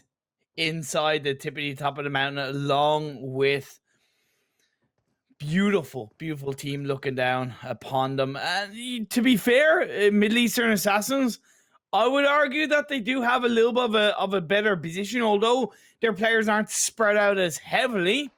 I think that they have 3 players together quite nicely with defeaters. Are they going to join in on this fight as well? Oh, they're going right in the center. This is such a risky play. Okay. They got some class 2. It might be fine. I'm surprised no one got knocked yet. They were always going to jump out. Ho's going to be just trying to leave the scene unscathed, but is that going to be an easy task at hand? Unfortunately, no, but it seemed like he will be okay for the time being at least.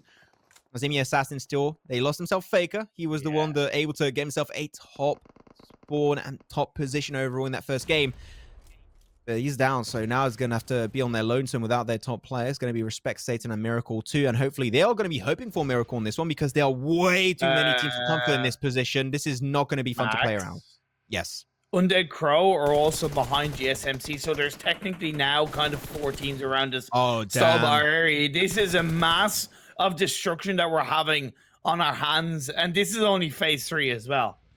And they're trying to get the cars like, man, we don't want to stay here. This is horrible, man. We're not feeling good about this one. Which I fully understand. Defeater's like, okay, we're going to get into the cars. We're going to do as if we never were here in the first place. Okay, we're going to forget about this entire encounter to a Stolber because it is not fun for us whatsoever. Now, at the end, Defeater's... Satan. One-on-one versus Evil Boy. Okay. I haven't seen it yet. I think the feeders are finished, if I'm not mistaken, or they might be down to just one player. Unfortunately, Undead Crow. They left the scene. Yeah, they actually rotated away, so he's going to be alone. Actually, his team just abandoned him. I would feel really bad about that one, to be honest. Like, come on, it's like in Pokemon, you just leave that Pokemon that you just caught into the PC, and he's just there. You're just never going to get him out of the PC. That's Evil Boy right here, and I feel real bad. So hopefully, he's going to be able to find some positive closure to this fight very soon. But yeah, the rest of the team of Defeater, they completely left, and when they started going actually downhill. So this is very surprising that they were not able to maybe back it up. But I understand there's so many teams you just don't want to take those odds. You don't want to.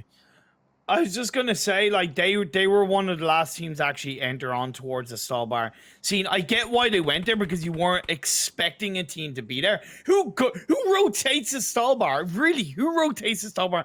Whether it's phase 1, phase 2, or phase 3, and through Stalbar, it's not really expected. They got caught out. They left Evil Boy on his own. I think it's the best of a bad situation for the feeders, while Undead Crow are fighting on the northeastern edge, the high ground, but it's going to be a knockdown. Pronto from Slime 4KT, huge good usage of utility. You said it, the African utility is some of the best out there. The toughest, nice little off angle, going to be waiting, gets a lot of hurt on his opponent of Slime 4KT, unfortunately not resulting in a knock as of now.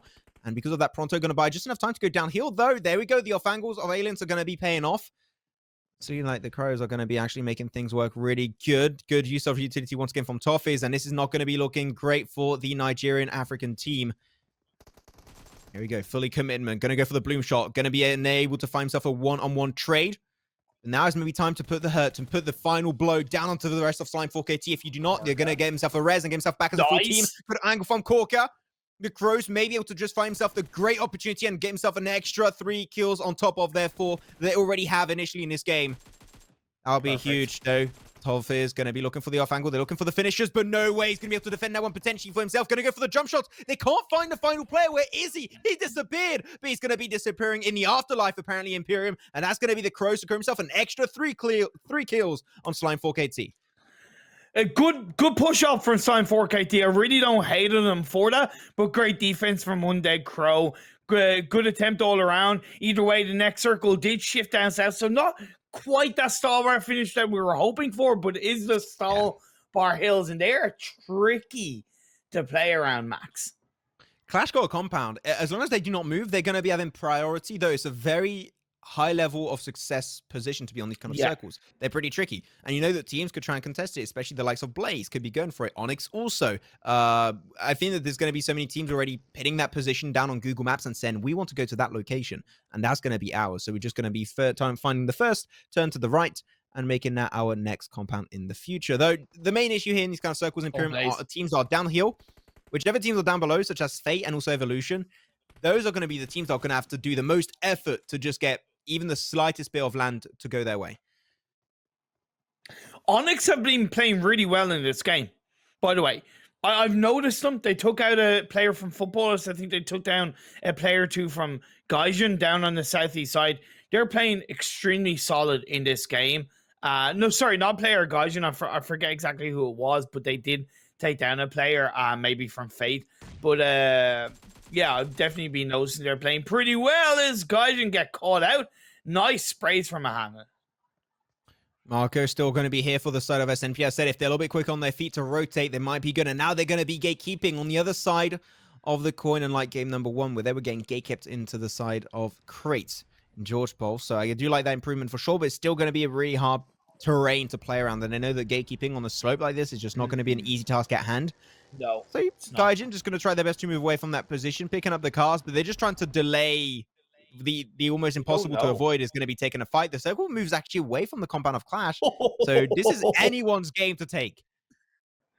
Max, there's only one team in the circle right now. That is Clash. SMP indeed looking to capitalize off the back of Gaijin's uncertainty, the lack of information inside the circle. I believe there's just one player left standing on the edge of this western side of Stallbar. Marco's gonna fire on in. He's gonna get knocked down though. Mishi indeed confirms 1 up, and he keeps his dream alive. Yeah, Marco just got fired up after that one. Very unfortunately, still down to 1. It's not going to be fun for the side of SAKR, though. Still going to give it a fair good shot. Potentially a little bit of third party from down below. He's just going to have to keep him on the move. And now good spray from down below. Mishi makes it work out for Gaijin. What an upset in that fight for sure, despite SNP being the gatekeepers of the Northwest. And now we said it. We talked about this circle especially. No one is central. And on these circles, if you go center, you're going to be the main clown of the party. You don't want to play there. You want to play edge and try and decimate as many teams on the outskirts as humanly possible. As we said already, Imperium, this is a horrible circle to play with. This is not fun by any stretch of the imagination.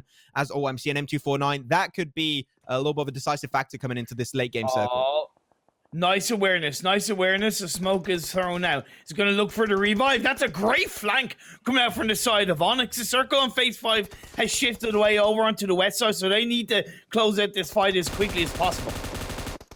Oh, wait. Oh, that was actually a lot of bullets actually connecting with the M249 for that kind of range. That was an insane attempt, but unfortunately not close enough. No cigar, so it's not going to be the end. That's going to be Team Big out in 12th position. 11 teams still up and remaining, but we know that by having 33 players still up, not a lot of these teams are still up as a 4-man squad, which there is actually a team I see on the minimap that went dead center, which is very...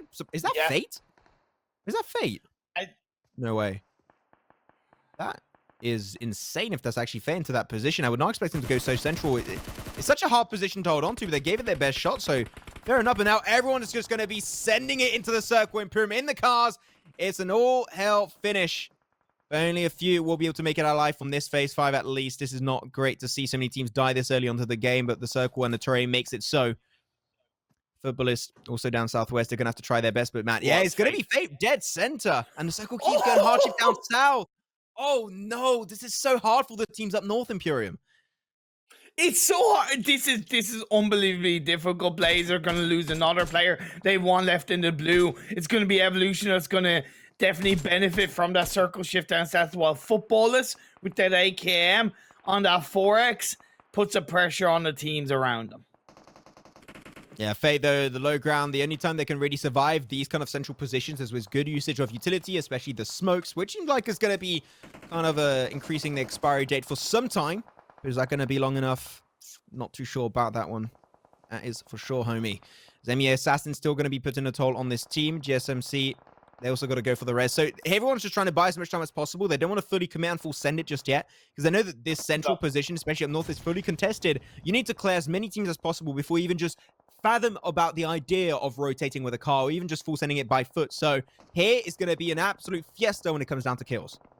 You have to take a step-by-step, foot-by-foot, shot-by-shot, bullet-by-bullet if you're going to enter these circles without suffering either casualty or the death of your team in total. Middle Eastern Assassins did take a little bit of time to push down, but now that they found a player of GSMC, and they get the knockdown, Max. That's it. See you later, respect. That was a nice attempt for them, but This is going to be it. Every single time they see an opportunity, just going to full send it onto a team, commit, eliminate them, and then go on to the next engage. Though Football is still down to 2. The ROM died very early on into this game. Soke, the IGL, and also Lux are still going to be good to go. Though, can they get the res on their teammate? I think that on that position, especially on the roads, is not going to be an easy thing to achieve unless they use some smokes. We could be seeing some good outcomes coming out from the boys of Footballists from Turkey. But now the circle, the Spluzen is going to be wrapping around all of these guys. MEA is going to be actually losing their last player. Fate also. So apparently going central was not the play for those guys, as GSMC are still going to be up and going in this position, contesting all of the north away. They're going to be having a few of their players actually get knocked it down to 1. Gaijin also lose their life. We were 10 teams just literally 30 seconds ago, and now we're down to 5. 50%. We just got Thanos snap into this one. Blink and you'll miss it, my friend. Blink and you will miss it. Clash are still alive as well. They currently have five kills on the board, but down they go. Evolution clean them up. Are they going to get the 2 chicken dinners in the 2 Orangle games? It feels like it. They're going to do exactly what happened in the MEO Finals East. One team taking themselves to 2 first chicken dinners on this map. Undead Crow also going to be taking the L out in 3rd. And it's going to be Footballist versus Evolution. Though, it's going to be a nice 3v1. Soke, we've seen this guy many times in the PMGC. It doesn't matter how many players going up against, can still take it for himself. Unfortunately, that shot is not going to be connecting to close it off. And this will be back-to-back chicken dinners for Evolution on this good old fancy map of Gaijin Imperium. Talk about consistency. Evolution will always deliver when it comes down to it. They're evolving. They are evolving. Indeed, a well-deserved chicken dinner. A little bit of circle look on what was a crazy game around the Stalbar Mountain. Football is finishing 2nd with 3 kills. Sam, that game was massively hectic. Massively hectic. So much to talk about. Evolution, of course, taking it. I'd be worried now if I were the other teams. We have 3 Orangles. They've won 2 chicken dinners on 2 of them. You don't want them to get a 3rd chicken dinner because of where they sit on the points. But let's just get right back into the game right from the beginning. I was heavily intrigued. I was like, okay, we may gonna have a Stolber finish. Didn't quite go that way, but it was still very fun, Cirque, when it was putting a lot of these teams under pressure, like kind of challenging the ideals as to, do you want to go central circle? Normally it's really good, but on the slope finish like that, it's not great. And we saw many teams struggle to hold on to that position.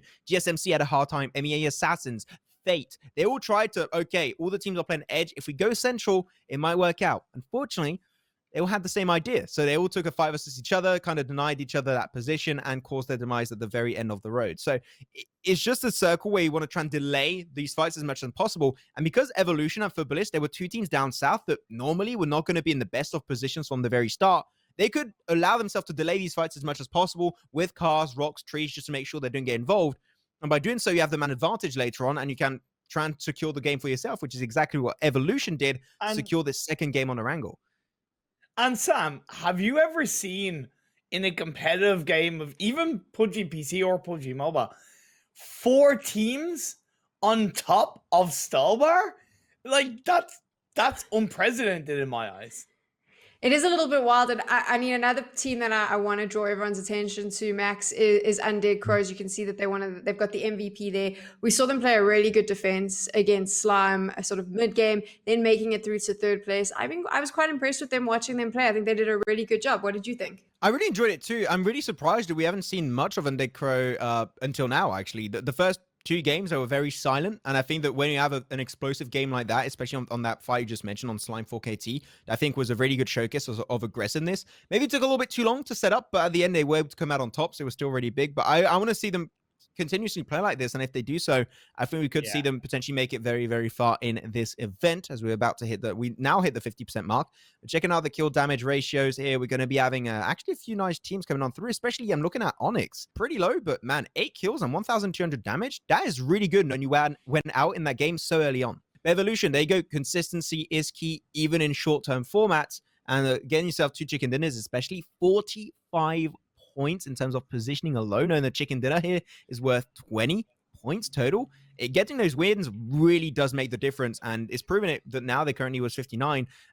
It's still not far away. They can still be contested by teams down below, but there's going to be teams, especially if you're below top 8, that's where things are going to start to get very, very dicey for you. And fun little fact, the top 4, the gap between the top 4 is the exact same after the 3rd game as it was after 2nd game. We just see a switch up in positions. Max, what are you expecting on Miramar? Obviously, the first time we're seeing that map today, and the only time we get to see it. What do you think we're going to see from the teams? Well, it depends already if we had interesting circles. We had already very interesting circles on the two angle games we had so far today. So, you know what? We can say we can expect anything we want, but if we have a weird circle like that, it's really hard to kind of set expectations. But as the base standard goes for Miramar, scouting, rotations, going to be key as always. Wait for Circle 2 to pop, Circle 3 potentially, because those on Miramar tend to be the circles that are the most telling about what kind of terrain and what playstyle you need to adapt to. So I think that very early on, teams should be taking a very, very slow, even more slow than what we've seen so far in these two angle games.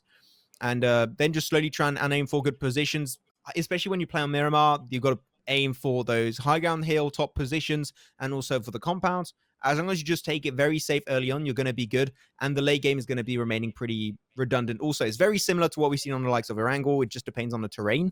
But it is, once again, as I just said, mainly to put it very shortly, down to rotations. If you rotate good, you should be in a good position later on. Let's draw our attention back now. We are getting ready to go to Miramar halfway through the competition. When we take a look at the top, very, very close for all of these teams.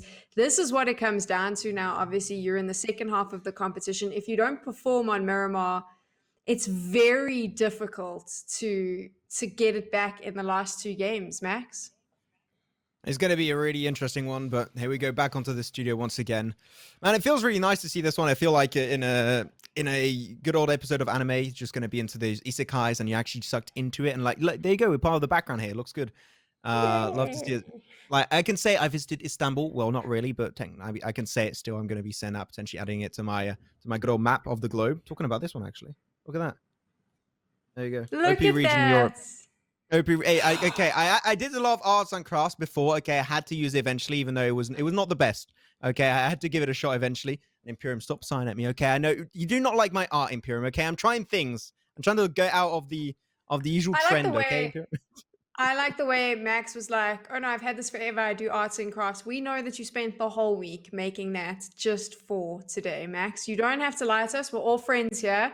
But you don't have to answer that either because we're going to Miramar now. So I'm going to leave you, Max, Imperium. Let's drop in. Here we go. Match number 4 is now going to be underway, Imperium, and we're going to be making it to the desert map. See what we're going to be dealing with. I saw myself one compound was going to be really fun. Picado. My favorite compound personally into this one is dead center, good car spawns, good loot, and also easy access to so many positions. I believe it was Fate that dropped there with another team also, so they're going to be on top of each other. There we go. We got Fate and Blaze.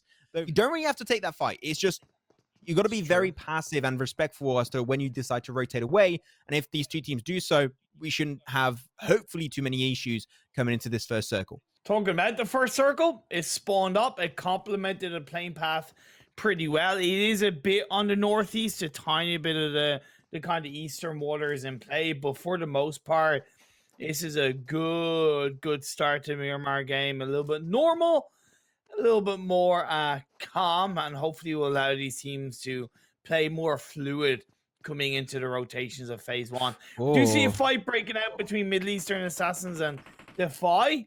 For the most part, and Kesh does kick off this fight against Fate with a knock on the Ragnarok. And knowing Blaze, especially the moment they get one knock, they're going to try and turn into an entire squad wipe. Okay. And that's going to be it. Talking about squad wipes, there you go. 4 kills right away from Defy. That was very early. Completely unexpected on my end of things. But you know what? I think they're playing unexpectedly is also going to be a good thing. Though, Fate, are going to get pushed up. Nade almost going to be able to find himself Lathe. It seemed like he will be able to not only keep himself up and going, he might be able to also get his teammate back on his feet. But this is going to be a full-on commitment from Blaze. Looking to take an early 4 kills. Nice. They need to do so if they want to catch up in the overall standings. Really good off angle coming out. That's going to be down to 2. Lathe and Reef. Though the res did come on through onto Ragnarok, so it's going to be up as a 3-man crew. But Edad did get confirmed out of this lobby. Now Blaze are going to fully commit to it. Guns blazing. Didn't have time to heal up. And he knows, unfortunately, that first take is going to be cancelled. And because of that, literally 1 bullet or 2 will be enough to take down a toll on him. And he's going to be actually burning down. Great Molotov coming out from Ketch. And now they're just going to be turning the tides heavily in their favor. Now it's a 4v2 for Blaze. They are feeling great in this initial engage. So good from Blaze. This is exactly what they need. This is exactly what they need in this game, in this whole Red Bull M.E.O. Season 3. The confidence to push onto a team. And now Tron's going to be up on towards the roof and a knockdown on the Harif. Leaves with just one player left standing. Gets it done. Feels nice, man. Though Defy, they're going to get pushed on eventually. Also, they're going to have 5 kills, but it seems like they're going to be encountering another opponent. That's going to be Defeaters. Not going to be a fun encounter whatsoever. But yeah, Blaze did get themselves the squad wipe into this one. That's going to be Fate eliminated of the entire lobby. So, man, we were expecting this to be as passive as a wrangle, but man, already 2 teams eliminated? Like, we good? Are we, is this Sandhawk again? Like, we switched over? What's going on? Ooh. Good grenade coming out from Javid of Defy. Didn't fully connect on the hulls, but definitely tickled them quite nicely to reposition hulls a bit, not on being thrown out. Although Defy have lost a player, seems like they're definitely not afraid to continue on this fight. 3 teams on a side note dropped in this area. Defy, Defeaters, and Middle Eastern Assassins. We've lost 1. We're now left with 2. So yeah, a little bit of a stalemate between these 2 teams as they're looking to try and find a better way to engage. But Defy, despite having the man advantage, they're not making full use of it, which is a little bit surprising to me. The nade comes on through, and that's going to be amazing. Pronto and Fex both lose their life. 2 easy kills going away of Onyx. That is exactly what we want to see off the back of that last game. Can they get 2 more with that and the squad wipe onto the Defeaters and really help them in the overall standings? A nice knockdown coming through from hulls. Oh, that's going to be another trade-off coming on through. Get himself 6 kills so far. I'm going to say Defy not really using the man advantage. As I mentioned, that was the main issue I had with how they were pushing this one. They knew they had 2 players who were out of position, push as a 3v1, then go on to another 3v1 after you got the res, and you'll be set up for success. Though now both teams, both remaining players, going to try and go for the res on their fallen teammate. Defeaters down below. They're going to get Nacho back up on his feet. Same for also Cortez. Going to get rezzed up by Partizan very soon. He seemed like he's going to go for the push instead. He took so much time to go for it. He picks himself one place we need, but no, he's so low and it's not going to work out. Nacho of Defeaters gets the kill, gets the squad wipe, and Defy, I got to say, that was in my eyes a big misplay. You could have used the man advantage, but you just never decided to do so. I really liked Onyx that we just saw on our screens. 1 player inside the circle here. And now it's going to be able to create like a little bit of a blanket around their opponents. And they have the anchor point in the circle, so they don't need to worry about so much about pushing in on this phase 3. They can take the fight from behind. This could be a really good spot actually for MCS to steal for themselves. The value of that position as of right now is actually really strong. Though it's going to be a fight. You're going to be taken towards phase 3. There's still a lot of compounds. Is it actually worth it? You sure you might get yourself a lot of kills, but you might lose players. You know that team advantage, especially in terms of scouting in Miramar, is very important. So you want to keep that number to an all-time high. As I thought we spotted Aim for a second here, but there we go. We're going to go back on over to the fight. Evolution going to get pushed upon. Rainbow did get knocked away. Good nade onto the car. Going to find himself Fragile. He's right. Oh no, he saw it, man. Unfortunately, he had the nade in hand, so he couldn't take those shots. Gonna try and wrap around. 1 bullet does connect. Looking for 1 more, and that's gonna be all he needs to go for. He's playing a little bit of hide and seek, and he connects it eventually. Gonzo once again showing why he's one of the best IGLs in the European region. That's gonna be only 1 kill going their way so far. They need a bit more, but he's gonna be so. Oh no, that nade! I saw it, Gonzo. Oh, okay, don't do that, Gonzo. You scare me, dude. That is not okay. We don't talk about it. But still 3 players up for Evolution. They have the body advantage. Actually, no, it's a 3-on-3. My apologies. The revive came through. And now Gonzo doing what he can to flank around, get that nade over the lip of the hill, while that player of Onyx nearly gets knocked down. Nice. Great play by Evolution.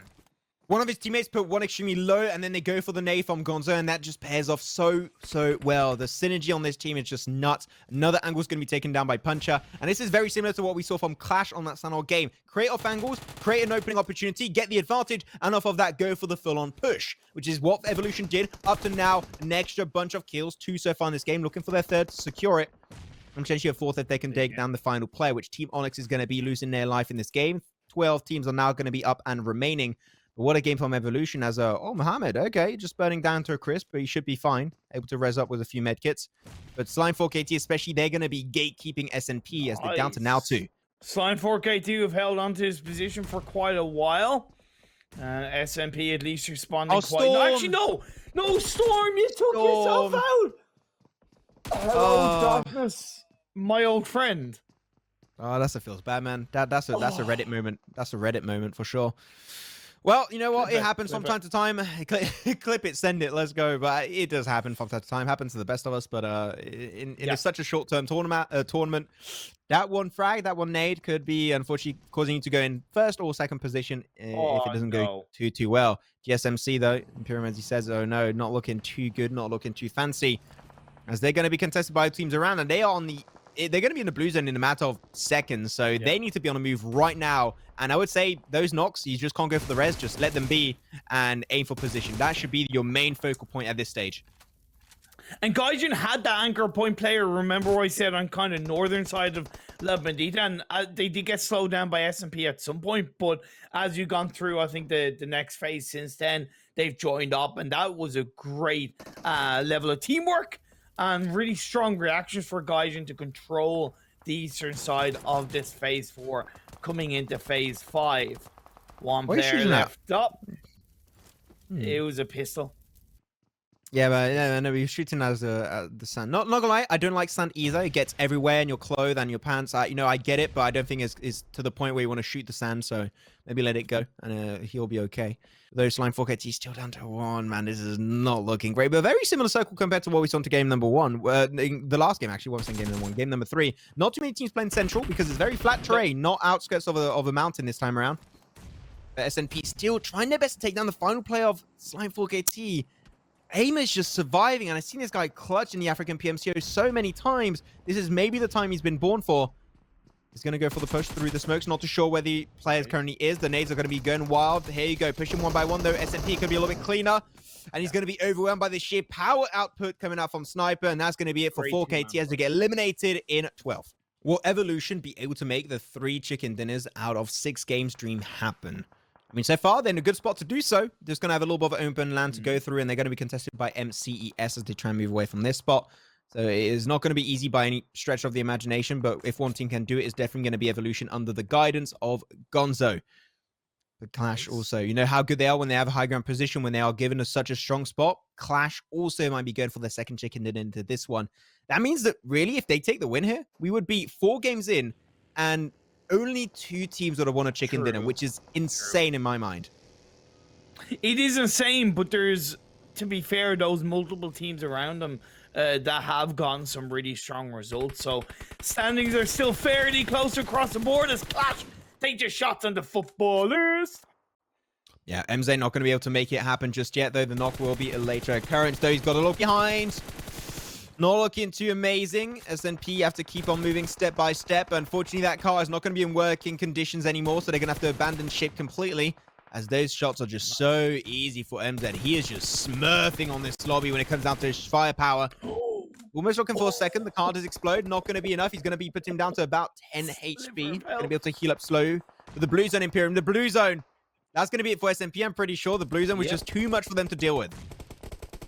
Indeed, indeed. S&P are down on football if they've been able to avoid Clash, but now they have Gaijin, and Gaijin being a little bit slow to the point where footballers have been able to wrap around, and they are technically gatekeeping them, but that's a beautiful Molotov from Gaijin. Solka, you're burning too crisp. Yeah, he's going to be able to tank it up just fine and heal up before he goes for the future push. But here you go. Blaze also going to be the gatekeepers of this lobby, at least when it comes down to the northwestern positions. They're going to make sure the no teams make it through that net that they set up prematurely. Blaze going to get himself away. Nice car explosion onto a play of Clash. It's going to put them down to now 3. As Gaijin still on the move, but unfortunately, man, they're going to make it through Undead Crows and also through Footballist. I am not feeling really happy with where they are currently. It's not their fault. It's just a hard circle rotation, but if they make it out alive, I'll be genuinely so surprised. But Undead Crow in a position where they can kind of backstab Footballist a little bit. Toffees, you can see he's gotten the initial knockdown onto Gaijin. That's good. Is there going to be responded by Footballist as they cook up those grenades? Maybe that's going to be going good for Bullis. There you go. Belv utility chucking left, right, and center. Evolution still going to get involved into the kill feed. They're going to try and rack up. I think they might be around 5 kills by the time being. So they are going to be looking for a pretty good high kill counter to try and make sure they can just get away from the likes of Clash. They are currently in 2nd position and Evolution in top position. Grenade still coming out. A lot of utility used because it was been so passive. A lot of time to loot for all of these teams. MCS Italia is going to be taking down on this lobby. And here you go. It's going to be the full-on send it for Gaijin. But is that going to be the good old plan? I don't think it's going to work out whatsoever. Footballists were fully prepared for this engage. As a takedown, I think that was actually 3 of the players of Gaijin. And Gaijin, there you go. That was a last resort kind of push, but you know that those very rarely are going to work out for you. As Clash going to keep on taking some gunshots down to 3 players currently. But Blaze down below. The circle goes down south over to Evolution. They might be getting their 3rd win of the day in a mere 4 games.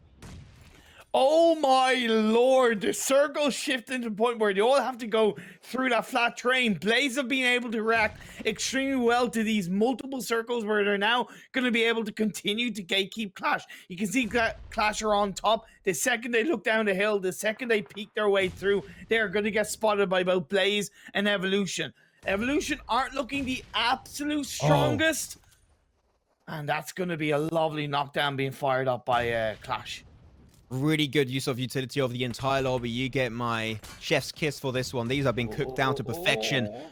So, Blaze, they're in a really good spot actually when it comes down to it right there, because then the dip is only the teams that are going to be down south that can really threaten that position, which is why they're split currently. One player down below, making sure they keep an eye out onto Evolution, and the rest of the team are going to be on top to make sure they do not get contested by Clash. Like, they're playing this, but only Tron is going to be in that spot. I think he's trying to bite down more than he can actually chew in that position, Imperium. That's the thing. I think Blaze are taking too much on at once, and that could come to, that could come to bite them in the rear end, so to speak. We'll have to wait and see. Of course, you still have Undead Crow that could come and stab Clash on towards the sidelines, and Kesh gets that knockdown on Dazer. Good start for Blaze. This is horrible for Clash. They're going to be pushed over the ledge. They have to take this fight head on. If they can't take this push for themselves, this is going to be the end of their game. MZ is still going to be up, and he's going to be playing a little bit of a heal strat. Maybe they could have given all the health kits over to him instead. You know what? He's still going to try to survive as long as humanly possible. Undead Crows going to be also having 1 heal strike coming their way. He's going to be having a few more, so that's going to be normally Clash dying out very, very soon as they try their best to survive into the blue zone. Blaze going to be hindering and pushing their way forward. MZ trying to go for last resort shots. Finds himself 2 knocks. They might have just saved this entire game for Evolution, as now he's going to go for a 3-man res. Man, talk about a core of disparity. That was such a good engage, but now Evolution having Puncher. Going to go towards his team, going to go for the res. But MZ, you are a savior. Thank you so much for Evolution, that's for sure. That's why I'm expecting Evolution to be sent into this one. But Undead Crow still got 1. Okay, you know what? I should not have talked about him. That's going to be Blaze looking for that kill. An extra gun straight their way. But Evolution may be looking for another double-digit kill count. What an insane trend for this team. Seems like Gonzo joining on your squad is really making a difference.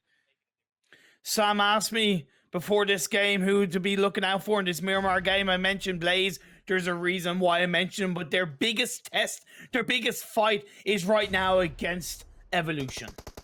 Now he's going to be chucked away. They're going to be in a dip. So those grenades, this utility can be actually really impactful if it's played correctly. As they talk about it, Puncher, a huge nade. That's going to be giving them a little bit of an advantage. 3-3 so far. The nade trade-off is going to be pretty strong. Tron finds his own grenade for himself. Now it's going to be a 2v2 between these two teams. Gun blazing coming out from Tron. But though, unfortunately, not going to be able to find anything for the time being. Go for Puncher. Not going to be able to find himself the knock. Going to go for a second raffle of shots. And that's going to be only one player making it on through. It's going to be Roxy down below. And they're going to be tumbling downhill, looking for that 1v2. Jump shot maybe to come on through. They're going to go for just that. And there you go. Imperium called it. And in the blaze of glory, Blaze secured himself game number 4 and snatch it away from the likes of Evolution.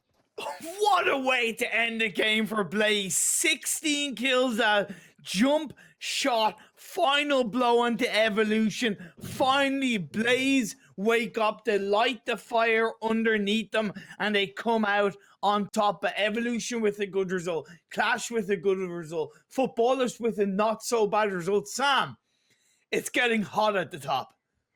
It is getting hot at the top, and you did say that Blaze was the ones to watch. Tell me, how did they win that chicken dinner in the end, Imperium? Adaption, right? The circles, they were on the position where they had that kind of exit strategy, right? A little bit similar to Wrangle, where they were on the western edge. That allowed them to, if the circle went up north or if the circle went down south, it didn't matter because they were able to wrap around the side of the hill. The fact that it went down south was overall a little bit more beneficial because Clash had to move away, and it really exposed Clash, unfortunately, and being able to take out Clash a little bit easier was always going to help Blaze, but it was genuinely about that rotational pathline. And I did think that spread, me and Max both thought that spread taking kind of 2 fights at once was going to go against Blaze, and nearly did, but credit where it's due, they held down, they got the revives, they kept in it, and they got the chicken dinner. Is it enough though? Halfway through the competition, they're now going to have to do the same performance 2 more times to make sure that they can get to the top of the table? So Clash, sure, they can get himself a chicken dinner. Sure, they can get himself a top 3. But I still think that this is another game where they deserve an insane amount of respect for what they've been able to put through on this Miramar. I think Clash, for sure, their aggression is unmatched. I think Evolution, also, we need to watch now. I mean, they didn't get that third chicken dinner, but they're playing extremely well. These numbers are pretty interesting. And Blaze, man, over 3,000 damage. You don't see it happen too often. But here, that was just a dominating performance from the Turkish team. Look at that, 16 kills as well. Imperium, it's like you're a genie or a fortune teller. I can't figure it out. You called us, you did it with Grand Finals East as well. You told us to watch Blaze, and they completely popped off. What was the secret sauce here? Do you just call it and that's what happens? The opposite of caster's curse? Well, when you're casting with Maximum, it's quite easy to have the opposite of caster curse, to be fair, because he's a caster curse master. But honestly, it's down to what I do know about Blaze a little bit and what I've experienced. But that in that game specifically, it all started off with that Ampicado battle, right? It all started off with that fight onto, as far as I remember, it was Fate. That squad, that was such a clean engagement, that it was that level of confidence, but that level of, like, you know, Super Saiyan mode, so to speak, where they were able to drive into the circle, be confident, be clean, be straight to the point, and it shows in terms of the kill slash damage. You know, we'll see in the overall standings as we get into the results of this game. But Max, that was also massively unfortunate for Game Space GSMC. They only got 6 points in that game, and considering they were kind of trailing behind in the bottom 4, that's gonna allow them to fall further back. So I think that the fact that they are going to be dropping down out of potentially top 5 is going to be a really big point of pressure for them, because now they really need to catch up, which they can do it. They prove it there too. They got themselves some really, really good points eventually, but it's just they need to aim for good spots, aim for point standing. So hopefully that's going to be exactly what they're going to go towards. But now let's check out the overall rankings. Evolution are going to be still on top of the mountain, not so far off of the 100-point bomb, but they are starting to create a pretty significant gap between them second and even third position. So Clash for Ballist is not impossible, but you need to put in twice as much effort to even just think of getting on the same standings as Evolution, and even just thinking of overtaking them. You can see the evolution of teams, pun intended, and how they've been able to adapt throughout these first 4 games. Like, Blaze shot themselves up into 5th place right from that chicken dinner, that massive result in Miramar. Yeah, they haven't looked the best in their angle. Maybe they just needed that vote of confidence, that kind of tap on the shoulder, said, hey, you guys are a good team, you guys can do it. They did it in Miramar. Coming into game 5, I want to see them pull it off again, but it has to be another bad result from Blaze. It's just going to push them back, and it's going to undo, to be fair, it's going to undo all the hard work they did in the Miramar game. Erangel is up next, and we've seen Evolution take 2 chicken dinners on this map. Imperium, are they going to do it a third time? No, they're not. It's funny because last week when we talked about the winning team and how they'd look so dominant in Wrangle, I thought, you know, I said it was going to be kind of their overtaking it. The Western teams have evolved so much more. They've improved so much more. So I don't think they're going to win in Erangel. They might get a good result, and that might be all they will need coming into the final game. There we go. Imperium's making that decision. He's staying firm with that. Max, the thing is here, all these teams, they want that chicken dinner because ultimately points are going to determine who finishes in top spot. And it is quite heavily balanced towards placement. So it's more important to finish in the top 3 than to necessarily get those kills. Obviously, if you can get both, bonus for you, right? Exactly. When you have a team, especially Evolution, being so far ahead of the pack, it's still not impossible to catch up to them. But you're looking at this and thinking, well, decent games are not going to cut it anymore, unfortunately. Only those banger games, those top 3s, those 20 kills, even though 20 kills, not when you think about it, it's not going to happen too often. But if you can, definitely try and do so. But those chicken dinners are really going to be the deciding factor if you want to catch up to Evolution. Clash, they can still make it happen. Footballist also. But down below Footballist, the likes of Gain Space and Blaze is still possible. But then great games back to back to hopefully make it back into those positions. And I'm especially for this game hoping to see Game Space. I think they were close and have been given many good opportunities time and time again. Unfortunately, not able to convert that into a win. I would love to see GameSpace hopefully take the game on this one, but I do believe in the dream of Evolution being the kings of Erangel. So I'm going to say it was going to be Evolution winning it because I believe, I truly do, and I want to see them take 3 wins on that map. 2 more games to go, and then we know who our grand champions are. It's time to get into Erangel, Max, Imperium. Let's see how this goes. Thank you so much, Sam. And indeed, this is going to be the last time we're going to be making it to the grassy pastures of Erangel. Feels good, man, but also feels bad because not going to be seeing that map anymore in Imperium after this one. I love the map when it comes down to it. We'll see. Are Evolution going to keep the win streak going, or are their dreams of taking 3 wins on Erangel going to be shattered to absolute nothingness? We'll have to see. But here we go. Match number 5, ladies and gentlemen. The penultimate game of the day, the penultimate game of these Western M.E.O finals is going to be hot on our heels. As we're going to be seen, especially playing path. Where's it going to go? I'd like to have potentially a military base circle finish. I think that's where things will get a little bit dicey and very interesting. See how teams will deal under pressure for this Western region. So let's look to make it a good one. Let's look to really bring a lot of sparkle and excitement as these teams find their feet, settle themselves up coming into phase 1. I would argue that like the first 2 Erangel games we've had that haven't been military circles have they've been nuts, yeah. A little bit they've more been mountain finishes. Than the military circle. I know, right? So, yeah, they've been really fun. Poggers. It always sounds so out of character to hear you say poggers. I realize it's normally poggers is not something that was in his in his vocabulary, but as of recent years, it has been. What a DPS shot in the open! What? Okay, Fate, I'll allow it. But you don't do that. Do that again. Like that was all rolling in one vehicle. Just rock up, TBS shots, get the kill, in a rock car, back like, in the vehicle and start moving away. Is this PUBG Mobile or is this GTA 5? Okay, it's one or the other, man. You got to choose your camp. It feels like they were about to take a bank down at that point, but you know what? It's going to be working good. That's going to be still 1 kill going their way in a very unusual set of circumstances. But okay, that just put my overall character. I'm feeling a lot better now. I'm feeling good. I was like feeling sad and down because we only got 2 more games and then it's over. But that did make me rejoice a little bit. Pachinki Hill is going to be really strong for Blaze and getting a lot of information. Everest is going to be a good core part of the game, while Mishi suffers damage, doesn't go down, but that is like, okay, I spoke too soon. So I got all that set up and just like, guess not then. Man, Gaijin though getting hunted down pretty heavily on the start of this game by anyone. Team Onyx going to be getting for the first kill of their game here. Yes, sir. I'm going to ask something here. Another kill coming up. Man, what's happening with Gaijin? Man, they're just getting shot at everywhere. 3 players down, and I believe they were Gaijin. Yeah, this is not what you're expecting to see coming out from them. To be fair, I was wondering about MCES's position on the north of Rozhok.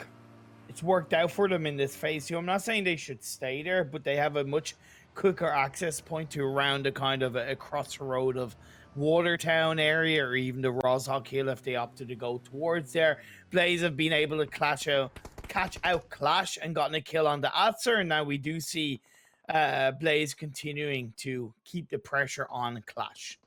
Look, you said you didn't like the rotation of Clash. I feel like we're being very hateful right now, so I'm going to go say I don't like how are playing right now the side of Undead Crow. I think that pushing this castle position makes very little sense.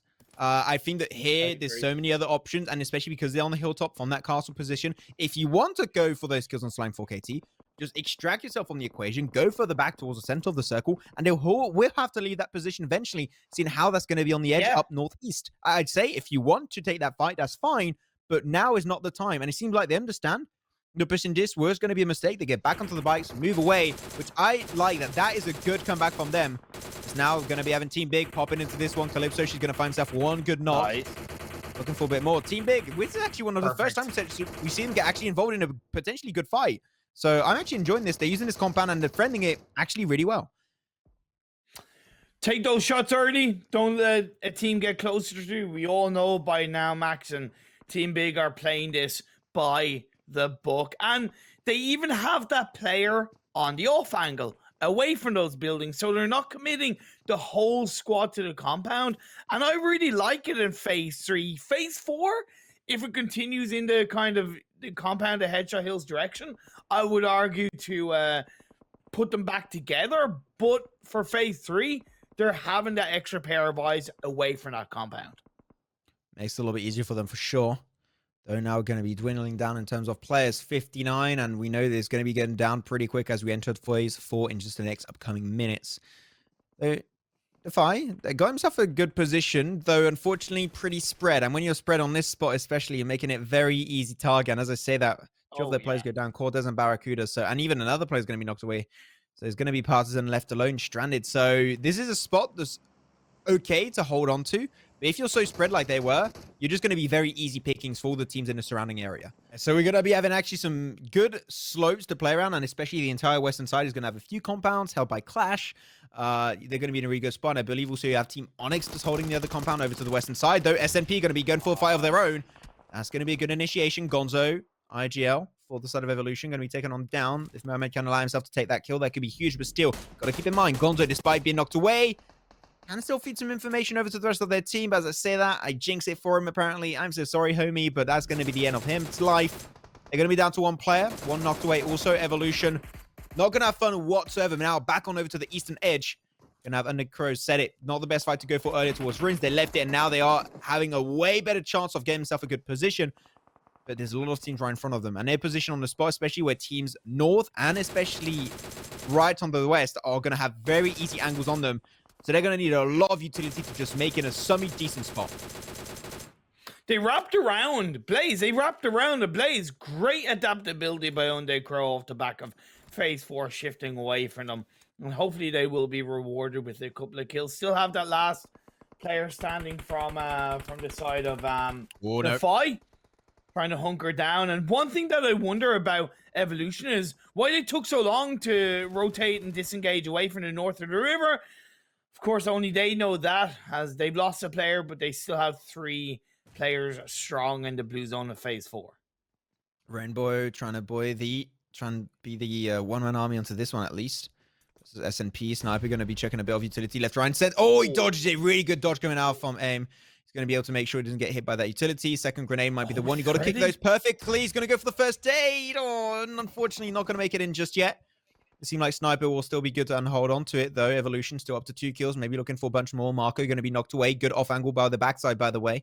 Coming on through from Roxy. They're going to go for the push inside the shack. You get the information last second. With the Uzi, especially at this range, this is the perfect weapon, but still not able to take the win. And that's going to be Sniper actually losing all of their players. As Evolution still coming out on top. It was close, but not close enough, as they're still going to be making their way forward into the circle. Looking at Gaijin's last player, Dobo. He has no friends, just like me in high school, alone for the start of that game. And he's going to try his best to make it out. But unfortunately, Gaijin will be out in 14th position. Oh, no. As now we have fight after fight after fight. But Undead Crows, this is such a horrible position to be in. And unfortunately, there's nothing they can do about it. Lovely sprays by Korka with that Scar. Don't overpeak, though. Don't overpeak. Don't get counter-knocked. You also have to be aware of Middle East assassins. Middle East assassins could get under pressure by Fake. Korka is going to deal a little bit of damage. He's going to get knocked down. Kesh puts the pressure on him. And I don't know if Korka didn't have a smoke. Seems like he didn't, but if he did, he should have thrown one out. They used smokes when they arrived in his position earlier, so I think they might have just worn out of smokes, just didn't have any. I think that it is a position where you have to use a lot of utility to just barely survive.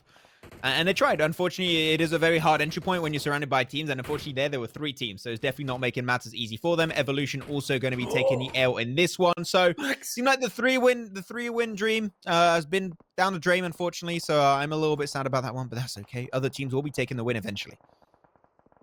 Max, it opens the door. At the top of the leaderboard, it opens the door. We still have Footballers, we still have Clash, we still have Blaze. Yeah, okay, not all of them are in the absolute best of positions, but that absolutely opens a door for those 3 teams to either close it or overtake Evolution on top. So this is shaping up to be a very good 5th game in Erangel.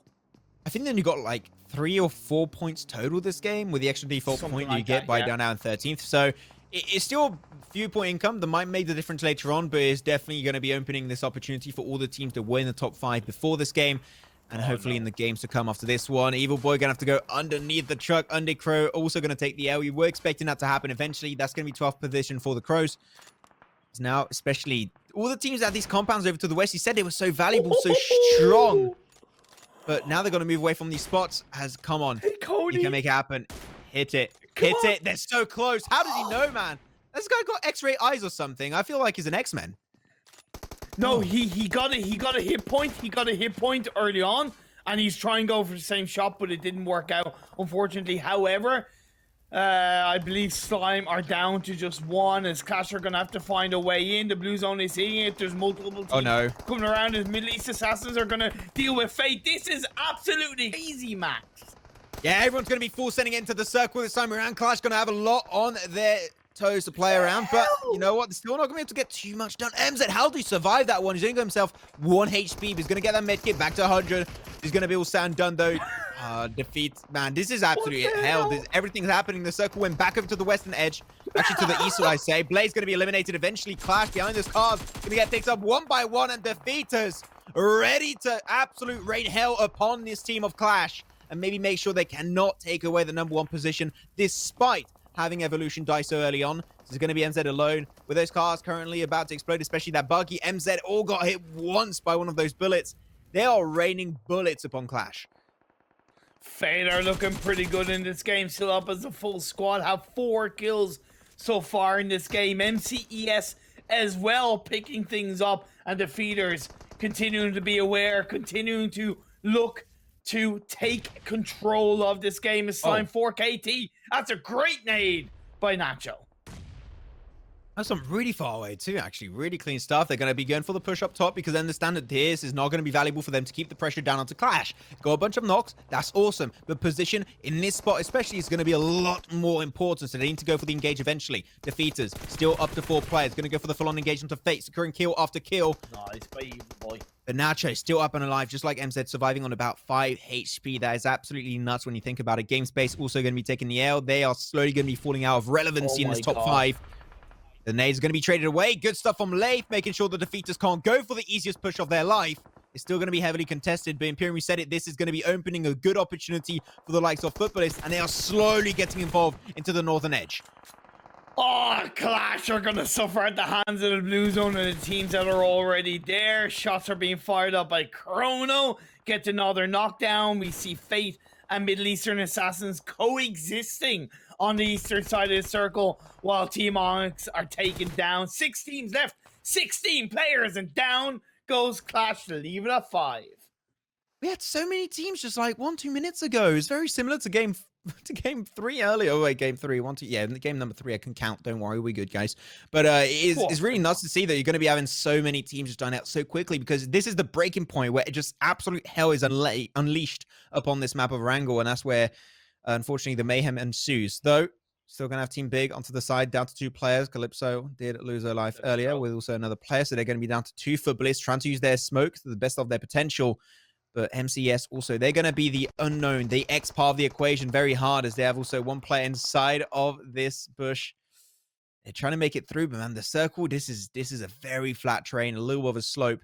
So Bliss still got a long way to move through to just even think of making it inside the circle. Great nade from Faker! Confirms an extra kill onto Team Big. They're going to be now down to 1. It's going to be Zippis. 16th, 15th, and 14th are all left in the top 5 of this game. That is absolutely crazy. What a turnaround game. We kind of saw it on the eastern side of the Red Bull M.E.O Season 3 finals last week, and we're seeing it right now, right in front of our eyes. Fate are down to 1. Middle Eastern Assassins are playing down on the eastern side, looking for the last player, but Zippy's gets the knock. Come on, MCS, show you what you can do. Currently 15th position in Imperium, and they are making an upset currently happen with 6 kills already under their belt and looking for many, many more. 4 teams still in this one, as Team Big, they're going to be taking, unfortunately, a big L. That's going to be the it for their adventure. Still top 5. Got to say, that was still a really good showing from them. The best showing throughout the entirety of these games today, I would even say. Subalist lows in good shot once more with the DP28. The MCS, right from behind. They're going to be spotted away. Loverzin's going to be getting involved. He knows. He's angry. He's mad. He's looking for the chicken din on this one. He wants to be above the likes of Evolution and Team Clash. And this win just might split the difference, as MCS, especially with a player knocked away, can still give away some really valuable information. But Fate, apparently the blue zone and the pressure onto the east was too much for them to bear with, as now it's going to be down to a 2v4 Footballist in full wrath, ready to dominate on game number 5. Oh, one. They get it. Looking for final. It's going to be the final player. How's it going to be working out? NASA, how can you make the shots? They know exactly where he's currently positioned. Still got player knocked away. Can potentially still give the info over. Now it's just time for footballists to run forward. Go for the total engage. Surround him from every single angle, making sure he can't defend anything. But himself one kill. That's going to be really good from NASA. Now the DP coming out from a distance. And there you go, footballists. We said it before the show even begun. We were expecting them to take a win. And here is this win that they were desperately needing to overtake the likes of Evolution and Clash. And they get it in game number 5. Down to the wire, but yet it's going to be making a huge difference in the overall standings. 10 kills on that chicken dinner. That's 30 points alone from that game where we saw Evolution go out early on. Clash low-key suffered. They got 9 points in total. Blaze went down in a blaze of glory. Man, this is football is setting themselves up to become the champions of the Red Bull M.E.O Season 3 West. Sam, that was a little bit of a crazy game. That was absolutely crazy, but a big game for footballers because the teams that were in the top 5 against them all went out early. We saw Blaze go, we saw Clash go, we saw Evolution go, which means they are primed now for Vikendi to potentially take this. It is going to come down to that last map. We'll get into the overall scores in a bit. But I think first, I had to run and go get some water, and I missed the drive-by. So Max, let's jump right back to the start because I just heard screaming, ran back, but it was too late. Tell me about the GTA fun that we got to have at the beginning of this map. Well, it's just the early 4-man car rotation, which usually myself and Imperium are not a big fan of, but is the main thing that was so out of the ordinary is the fact that it was a car run by onto one player, which they did find the kill from Fate. But it was especially they were taking shots with the DPS, which is a shotgun, and shotgun onto a drive-by. We don't see that all the time. It's very hard to execute, and yeah, it worked out. So it was just very surprising and so out of the ordinary. Usually also because we were expecting such a passive early game, and yet that was the most insane start. Gaijin just lost 3 players. It was so weird actually from Gaijin now I think about it. They had players all over the place. And there's no team synergy. You're just playing solo queue at this point almost. It felt really out of the ordinary for Gaijin. It was a surprise for me, obviously, seeing Evolution, Clash go out as well. Big surprises. In fact, if I'm honest, Max, I was just surprised at the end there where we saw some of the teams that we haven't really seen at all today who've been sitting in the lower part of the bracket suddenly in that final circle. Were you just as surprised? I mean, I'm not really, I wouldn't say surprised. I think it's really good for them to see them step up and rise to the occasion. But this is the thing that in PUBG Mobile that I've seen happen almost every single tournament is the teams that aren't doing good, they're very low in the standings, they got nothing to lose. Like, okay, we're just going to have fun now. And the moment that they just take that pressure off of their shoulders, they're just feeling completely, they feel like a different team, and then they just completely unleash their wrath and their absolute hell on these lobbies and on all of these opposing teams. And that's why you saw so many teams being up here that we did not see at the start of the day, such as once again MEA Assassin's going to be up there with one of their players now being a Miracle, being the MVP of the game. So this is it. It shows that pressure can really be a hurdle for a lot of these teams when they know they can still contest a number 1 position. The moment they know that that's not the case anymore, and they're just playing for fun. And the moment they play for fun, that's when teams sometimes are the most dangerous. I quite enjoy that it looks like the specific results for this match look like our scoreboard flipped over, right? Because we're seeing all these new names in the mix here. But those 30 points for Footballist is going to be potentially the upset that's now going to cause Vikendi to play very differently. And as I say that, here we go. Here's the overall standings. There it is. I mean, it's only 3 points, but that's still 3 points that puts you in the top spot. And Evolution's not going to be happy about that, Max. They're not going to be happy chappy whatsoever. 3 points is still okay. If they were able to survive a little bit longer, they would still be in number 1 position right now. But to go back to the question you asked me before that last game, you told me where do you think is going to be contesting for the number 1 position, which teams are still in the race, and I said top 5. Now it's top 3. For sure, coming to the last game, it's going to be down to Footballist, Evolution, and Clash. All the other teams, unfortunately, it feels bad to say, but there's almost no chance for them to make it on through, especially for GameSpace and Blaze Esports, unless they get one of the biggest and most insane games I've ever seen in PUBG Mobile history. And maybe, but other than that, it's going to be mainly down to the fact of a Footballist, Evolution, and Clash. These are going to be the 3 in the race for the number 1 title of being the winning team of this MEO West Finals. It is going to be really exciting. I stuck around for a little bit. It was too soon to say goodbye, but I'm getting told that our teams are ready. So Max, Imperium, not for the last time. This is now the last time. Let's head into Vikendi. at the end, you know, Imperium, we're still making it into the very, very final game here of the M.E.O West Finals. After this game, we'll be having our world champions for this event. It's been real fun. It's been a fun ride. Once again, hundreds and hundreds of teams signed up to just even imagine, fathom of making it this far into the tournament. But unfortunately for them, only 16 teams make it this far. And now only one will be on top of all the others. And that's going to be between a few of these top teams. We talked about it, Clash, Evolution, and especially Footballistas in the race. We're going to be see which one of those teams will be taking the number 1 position, as match number 6 is now underway as we go back to the good old glassy pastures of Erangel. That's not Erangel. Well, it's Vikendi. It's Erangel, but we're snow on this. It's Vikendi. We're going to be good, Imperium. That's how we back it up. Vikendi now onto board. And you said it. Water finishes. I hope not. It would be a very bittersweet ending, but I know that you're the opposite of me. I'm the curse caster. And when you call something, it typically happens. So we'll see if that's going to be the water finish you were asking for. Undead Crow dropping early down to Barmesa. I mentioned that was one of the key areas that was going to be accessible. That playing path, Max, is quite heavily down south, so it's going to force the majority of the teams up the north of the playing path. The good thing is that the playing path is accessible to go on to the eastern side of that river. Team big, easy, dropping down to Vihar, and footballers are pretty close by to them. So overall, we're not going to be seeing nothing too out of the ordinary. These drop locations are really strong. The footballists, I do not recall them. There you go. Imperium, he called it. I remember he called it. The water circle is going to be coming onto this one. Southeast water circle, and it's going to be up. Imperium, how could you? How could you? To be fair, it complements the latter half of the playing path.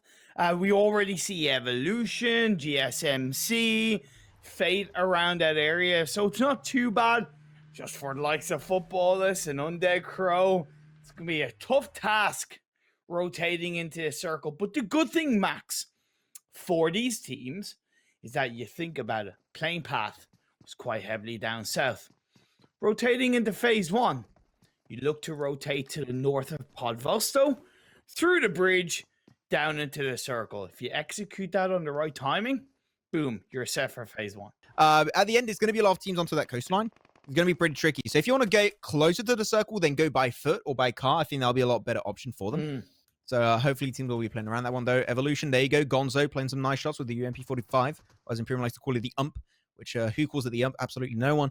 But Gonzo's going to keep on forcing his way forward, and he's going to be forced into potentially a 1v2 scenario here, and the rest of his team is really, really far behind. They could be assisting them with a little bit of an off angle, but yeah, Gonzo is really feeling it. This is way more aggressive than I was expecting for a team that is, by the way, in the running for this number 1 position. Very unexpected. Very Gonzo. unexpected, but risky times. Call for risky measures. Gonzo just trying to slow down pretty nicely. Goes for a drop shot, gets the knock. That was huge. That was perfect. Even though it was a little bit of an unexpected push from the outside position, Marco, though, behind the wall, the rest of his team is not there to back him up. So Sniper definitely not making things easy for them. That's actually a really good grenade, making sure that that push is not going to be easy to pull off. Teammate should be getting flushed away very soon, but the main focus is still onto Marco. Other jump shot going out from Gonzo. Unfortunately, not going to work out just there. Get himself a double. Really good stuff on Marco.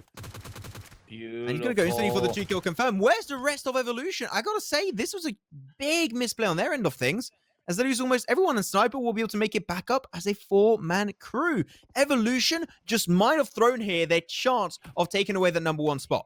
But as we said, though, many times, the earlier you take a fight, the bigger the risk. They took a fight early on. They lost already a lot of their players, and they could potentially have gone out in 16th position. So that was unnecessary at this stage of the game. Evolution, especially after taking 2 big wins, I was expecting a little bit more, but a little bit disappointed.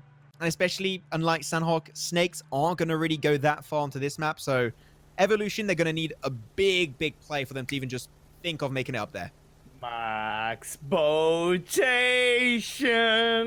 from Team Big Easy. They are looking after your wish, and they are making it around the Vikendi train from the western side. I don't know if they're going south or north. It would kind of make sense they're going north, to be honest, because I think south would be just a little bit too risky based on the playing path. Also, one thing it would be really fun if they go north is that they could very easily stop by a few compounds. I'm thinking port up north, also on a few compounds up northeast. And they could just stop there, get another boat, because, you know, also boats, they use gas and you could potentially wear out eventually, because that's a really wild rotation, doing like I would say a full 180-degree rotation, even a little bit more. So they can go there and also finish looting off in compounds on the time being. So in a few of those positions like port once again. So I think that if they take the very slow approach, it's okay. But phase 1 circle is already closing up. So you can still do so, but you're going to have to act very quickly on that decision.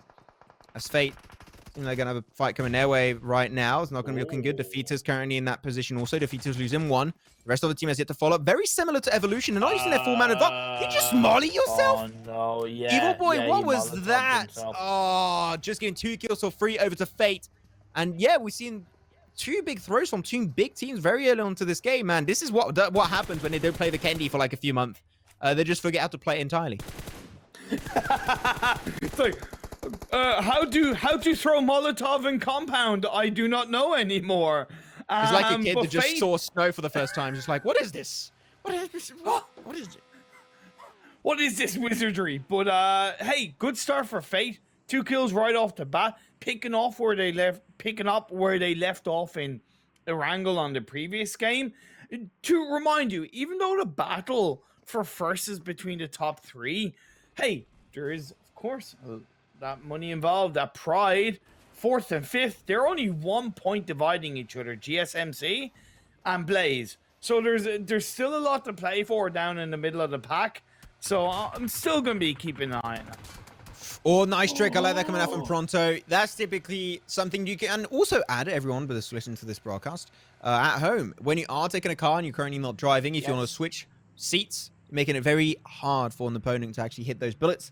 And it is pretty hard to work on. Just got a spam button. And spam button keeps you alive. Most of the time, at least, unless you're very unlucky and those shots still connect, then things are definitely not going your way. SNP, finally, I love to see it. SNP have been a lot quicker throughout these last 3 games on their rotations, going for points of interest. Here they went for the high ground mountain next to the side of Cement Factory, which I think that is one of the strongest positions with this kind of circle. And in the past, Imperium, I remember, we've done a lot of games on Vikendi, and we kept saying with these kind of circles, Cement Factory Hills is one of the best positions you could play. And yet, teams never tended to play that position. And now Sniper are doing so. So for that alone, Sniper, thank you so much. Finally, teams are going to be seeing the value of that position and hopefully using it to their full potential. I don't like Clash's position on the coastal line. I don't like it. I get it's only phase 1. So I'm trying to reserve judgment, but I feel like it's setting up a precedence of both passiveness and getting caught out if and when the circle shifts to the west. We'll have to wait and see. One thing I'm wondering about, Max, and I touched upon it previously, right? Keeping an eye on that kill feed. Footballers, have they been keeping an eye on that kill feed and noticing that 3 players of Evolution have been taken out? And if they have, do you think it's making them a little bit more confident coming into kind of at least phase 1, phase 2? I wouldn't say confident. Is the fact that if they know for a fact that Evolution are not getting the points, they understand, okay, they're not going to be potentially making it on through. Hopefully they get eliminated very soon. Now we have to survive. Avoid as many fights as possible and survive for the long term. Defeaters, oh no, man. Defeaters are Molotovs. A love story since 1998. A better love story than Twilight, even, I would say. Things aren't looking too good, as that's going to be it for Defeaters, out in 16th position. 15 teams still in this lobby, but only 51 players. So, I feel these teams not going to be fully stacked coming into this one. And we know the man advantage on Vikendi is very important. But, yeah, very unfortunate for Defeaters. That was their last game into this one, but still Defeaters, a lot of stuff to do in the future. I think that they were a team that was rocking out for pretty heavily. And I think that coming into the full split, they got a lot of things to prove for themselves. The circle's going to pop. Not a hard shift whatsoever. Still got a lot of water in play. No team's going to have to move except for the teams up north. So this is literally going to have very small repercussions on this entire lobby. Onyx are still in the Hot Springs area. I'm not a fan of that. I know they're probably on the high ground of Hot Springs, so they are getting a little bit of elevation information on teams that might be coming in from the western side of the circle, but I think that still compromises them to leaving it possibly a little bit too late to go across the road should the circle shift up north on the next phase. Something we'll have to wait and see. Other than that, because it was such a clean circle shift, pretty much all the teams are already inside the circle. So I imagine we're going to have a little bit more of a weekendy in phase 2. Yeah, it seemed like it. After you had that big first rush onto this really hard circle, it seemed like now the teams are just going to be taking a step back. And you said it also earlier, Imperium, the fact that there were just so many compounds. There's really nothing that you can say if you just don't have a really strong position at this point. Not only compounds, also there were hilltops, like Clash, for example, got a little bit of a hilltop. Even I'm not a fan of it because you know the circle's going to tend to move away from the water, so they're going to be forced into the mainland, which they can't avoid. So the fact that there's going to be decision taken away from Clash and they're going to be forced into a very narrow decision-making position is going to be really hard for them to play around. And Football is just going full send it. He has a 2-2-man car rotation. Evolution still got Rainbow into the distance. Slime 4KT unfortunately lost Storm. I think that will be a kill confirm coming their way.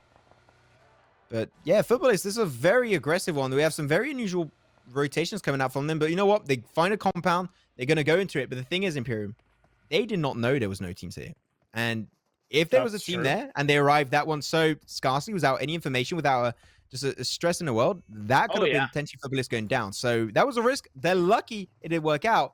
But every game, that would not be the case.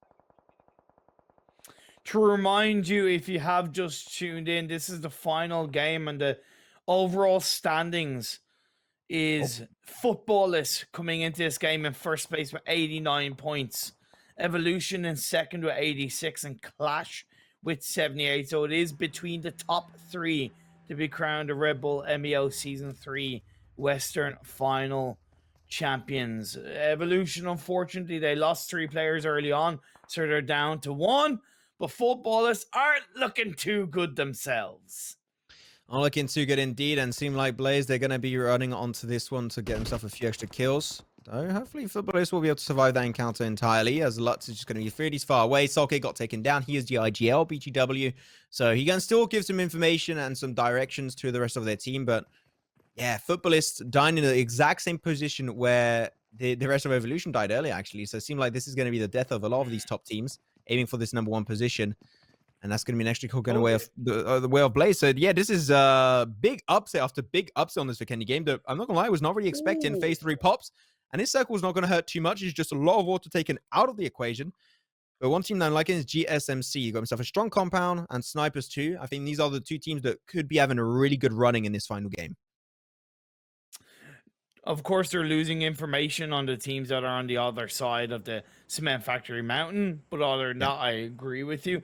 Clash, who are still on the coastline, I respected the fact that they were taking a couple of shots onto Team Big Easy and even gotten a knockdown. But I would still like them to now on this phase 3 shift go across the road and get a bit more security. Even if it's 2-2 as a split, it would work out better, because if they don't, other teams might take the compound and then they'll have so much harder of a job, while Lutz is looking to cook that pre-grenade. Rom gets a knockdown. That's a good start for Footballers. Really good start, and so much damage also dealt onto the other players behind that wall. Gonna go for second nade. It's gonna be a good trade off by Coursera of Blaze. And as Raw Malone, if he dies, might be seeing their hopes and dreams of making it to the first place going down the drain. They can't afford to die right now. Lutz, especially, can still feed some information over. Ketch gonna be jumping over the wall. Nothing's gonna be replicated and fall back by Ron for the time being, at least on that rooftop position. Very, very interesting. It's now Coursera slowly gonna be bleeding out.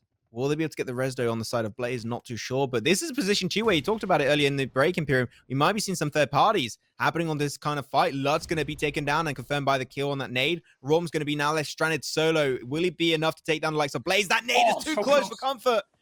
Footballers, this might just be the end of their running here in the M.E.O West Finals. The smoke's going to buy them just a little bit of precious time. Another nade comes off 3. Was barely able to heal off. They're going to go for the shot, and that is all set and done for the Turkish team of Footballists. Will that be enough to secure the #1 spot when Clash is still up and running about? My doubts are very high, Imperium. Oh my god. Even Evolution could still take it, because Evolution have a player left. They have a player left. They even picked up a kill.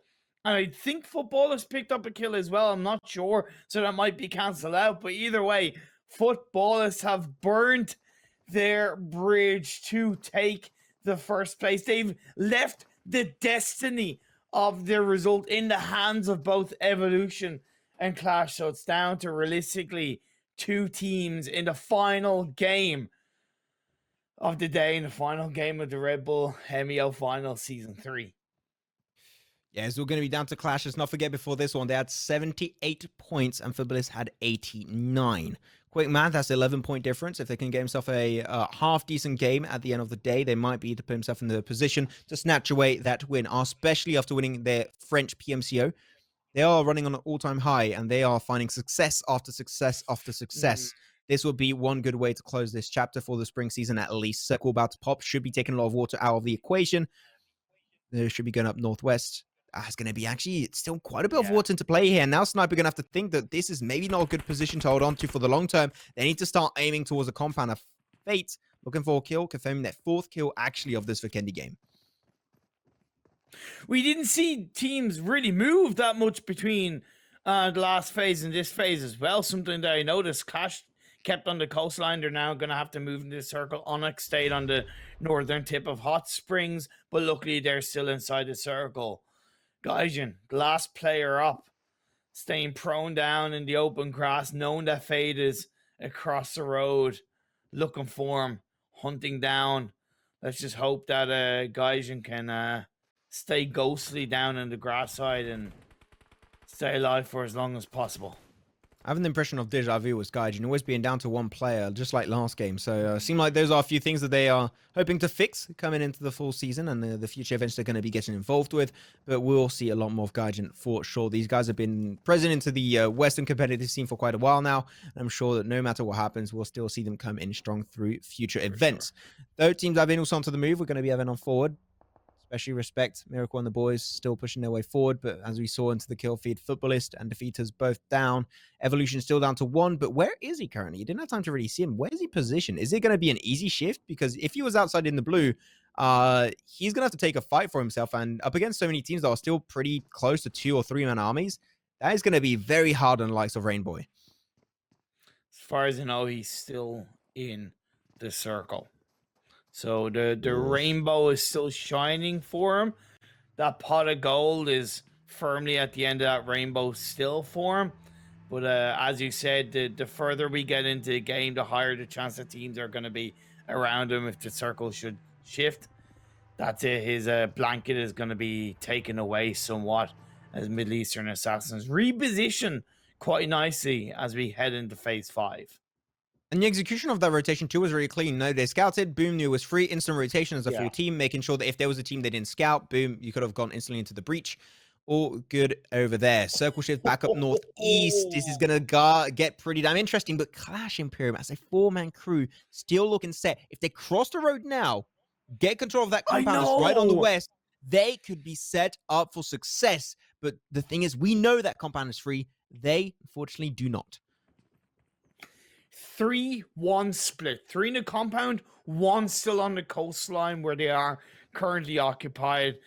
It would be very healthy. It would allow them to provide that off-angle support. Still keep an eye on the side of Team Big, who are also still on the coastline. But will they look to pull it off? Time's ticking down. We're into the 20-minute mark of this game. Max, still 14 teams, 44 players.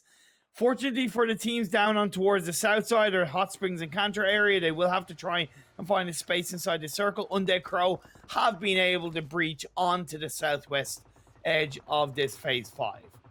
Onyx found himself 2 kills after a car explosion onto MCES, so things aren't looking too good for the MCES squad as of right now, at least. Fate got to keep on going. 4 kills so far in their game, down to 2. And they're going to be going for a straight-up shutdown. Oh, they tried to stop by, but no sniper. What was that? This is why full car rotations are not the play on Vikendi.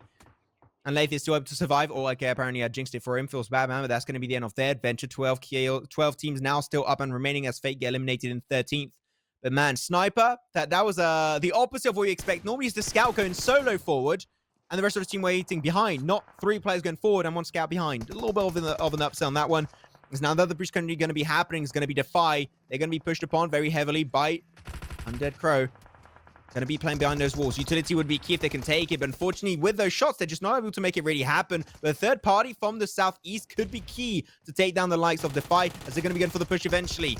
Cortaz going to try to do the most out of that Uzi play. Unfortunately, very low. One bullet's going to be enough, and that will indeed be the case. Javid falls also, and that is going to be one dominant fight coming on shore, and Defy will be falling to the ground in despair in 12th position. Good stuff. Good compound defense that came out from Undead Crow. Wasn't the cleanest of breaches, but I respect the attempt that came out from Defy. Blaze outside the circle as it does shift in the favor of Clash did it. and Team Big. Could Clash be gifted this game from circle shifts alone? Because all the teams up on the north side of this map that are outside the circle are gonna have to challenge each other for an entry point. 11 teams, 31 players left alive. I would love to see what kind of terrain Clash are currently playing with, because if there's not good terrain, it's literally going to be go big or go home. And by go big is literally take the position of Team Big. That's going to be the end of the game for them. Yep. And hopefully you think about it, talking about it. Oh, Clash going to be popping to the kill feed, but not versus Team Big actually, versus Slime 4KT. They were nowhere near that position, so it seemed like they are going to be somewhat contested away. But they kick it off in style once again. And MZ, man, this guy has been just consistent throughout the entirety of his game today. He deserves a gold medal for just being so good on these games. It's been wild to see him play so good. So good. Clash deserve all the respect for how they're performing across the board, not just in this event, but in all events they participate in. MCES being gate-kept by Blaze on the edge of circle. Nice shots being sprayed on through. Undead Crow pushing in. Corker trying to flip onto a second character, but unfortunately not going to be really working out his way. So he's not going to be able to find that second trade, but still really good spray potential. The last player, Sniper, gets straight into the water. And you know what? As a last resort, I'm not against that. I'm okay with it, man. You survive as long as you possibly can, especially when it's the final game over here of the M.E.O. West Finals. Shots from distance play, still going to be the gatekeepers of this lobby. MCS, they're going to struggle, lose another player down to 1. And they're going to try to force their way forward. Maybe just go for the water play. Very similar to what happened from the Sniper. I think this is the only way for MCS to make it out in any way in a positive manner. Though, Slime 4KT move their way forward. Good terrain control with the smokes also. We're still going to be having MEA Assassins going for the engagers. Undead Crow go out in 11th position. 10 teams now remain. But Slime 4KT losing their very first player is going to be Aimer. As Pronto still going to be up there with his teammate, ready to take that fight head on. But man, everyone's going to start moving towards the center. The longer you take, the harder it's going to get. Gaijin go out. We still have the last player standing from Evolution. We're into the 9 teams left alive, and it does start to get a lot better in terms of the kill points as being hunted down in the water. Let's swim your way through. MCES. Evolution are out. They just got eliminated with the final player. You actually died in, like, was it 8th or 9th position? So that's still going to be a few position points coming their way. But Clash are still up and running about. They're still so lively in this game. Wait, what? So many teams died. What's happening? And Clash are still up as a 5-man crew. I'm going to call it Imperium. I think this is just what they needed. A little bit more, a few more kills, and that should be their ticket to the first place in the overall standings. They just need a little bit further, but the circle went drastically their way, and they haven't been getting involved too many times in fights. So I still think they got an insane amount of smokes. And as I mentioned that, the smokes are actually going to be starting to come out of their pockets, which those smokes will be the key to keep Clash alive. And before this game, I touched upon the eastern side of the map being so integral for having a little bit more of a passive game, for staying out of trouble, and that's exactly what Clash have done. I can confirm that Evolution have gotten 4 points. They will move up to 90. I don't know if it's enough to get ahead of Footballers, so that gives Clash around 12 points needed to overtake the side of Evolution and potentially be crowned your champions. While Blaze are looking for Savvy is going to get caught out, but Savvy in turns, flips, kills, and that is Blaze picking up their 8th kill. It's like, what's this on the beach, man? You're not supposed to be here. Go back into the water from which you came, and he's going to be taken down indeed. That's going to be 4 teams now still up and running, but they're all taking each other down. Only MEA Assassins are already going to be a main threat to the likes of Clash, because right now, Blaze versus Team Big, they're going to be doing that job for themselves, though. Blaze up to 8 kills. That's a really good trade for the final game. Can they maybe turn that one into a double digit? That would be a huge showing. Especially all the smokes are going to be used into the top side. MEA Assassins, they got eyes literally everywhere, trying to look for every single opportunity to increase their kill count by 1. As I say that, there you go. That's going to be M.E.O looking for one frag coming on through onto Blaze. They are getting involved and annoying the entirety of this lobby right now, Imperium. Yeah, Blaze being third party stopped from pushing in onto the side of Team Pig a little bit more massively. But Clash are definitely taking a couple of shots in the Middle Eastern Assassin. Savian steals that kill away. Good mollies coming into the barn. They're trying their best to maybe get himself some opening damage, which they did work out initially onto Zippis. But now you've got to move on forward, man. You only got yourself 45 seconds. The longer you take, the more predictable you're going to actually become. Just jump on forward. But M.E.O Assassin's making it actually really hard for them to go for this engagement. It's still going to be a top 4. Going to wear Flash. Oh, spotted away, but no, they're pinned down. One grenade, and that could be over. They're all cornered in this one position. Closeted away. As Clash going to be moving on forward here, making their way into the smokes. And we said it, utility is going to be key. They want to get involved because we know that M.E.O Assassin's going to move away. Blaze going to go for the full engage. 2 players now knocked away. Ketch and Savian still up and going about. But Team Big are still going to have one. That's going to be Calypso. Can she turn the tide in the favor of her team? She's still going to be waiting, but this will be the prime time to strike. But she's not committing to it. And unfortunately, that's going to be allowing the entirety of Blaze to res up and make it back to the full team. Oh, you should have pushed in. Take the chance, Calypso. You could have marked your moment. You could have had a moment of glory. As Clash are still fighting on in. They're up to 2 kills. They're into the top 4. That's as far as I remember. 8 placement points for that, but Blaze off the back of wiping out the majority of Team Big have got 3 knocks on the Clash. Ketch was an upsell to this one. Blaze might be the reason why Clash can't make it to the next stage. One player still going to be standing forward. It's going to be a hard one for sure. Who's going to be able to get the rest on his teammates while the rest of the team is still behind looking for those engages. M.E.O still have respect.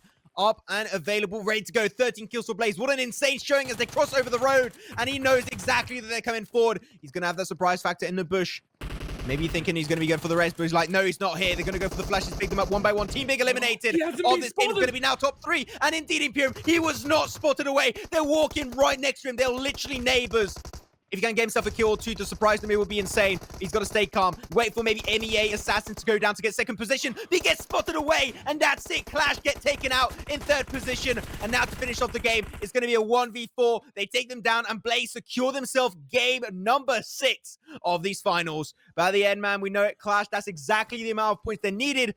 But will it be enough in the grand scheme of things, knowing how many points the other teams have got? I'm in complete disarray. I have no idea who's going to be on top spot. I have no idea as well, but oh my god, Blaze, you melted Vikendi for the final game, showing your dominance in Vikendi. They just drove right on through everybody. Even when they were being third-partied, they were absolutely on point. What a way for them to end the day, Sam.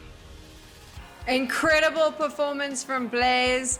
So well done, but I'm trying to work out in my head. I'm trying to do the maths as well. From a points point of view, we can see we're in the studio there. You got a chance to see that trophy. We will go there in a bit to announce the winner.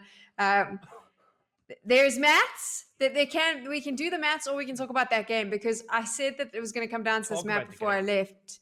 I said, and I specifically said, you know, Vikendi could shake things up. I have just found out I'm not going to say a word. Vikendi is going to shake things up. Tell me, here we go. This is it. There's that trophy. Oh my gosh, you will not believe what has happened on Vikendi.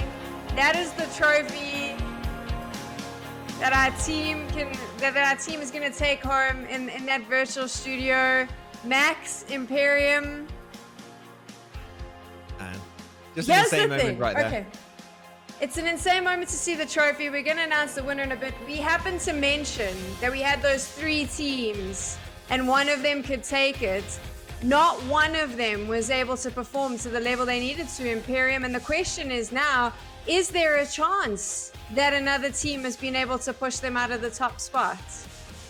If Blaze had a better game 5 in a wrangle, a 3rd or 4th or even a top 5, yes, 1 million times yes, but it was just too much of a mountain to climb for Blaze to get into the top 3, to overtake the 3 teams that have realistically been up there from game 1.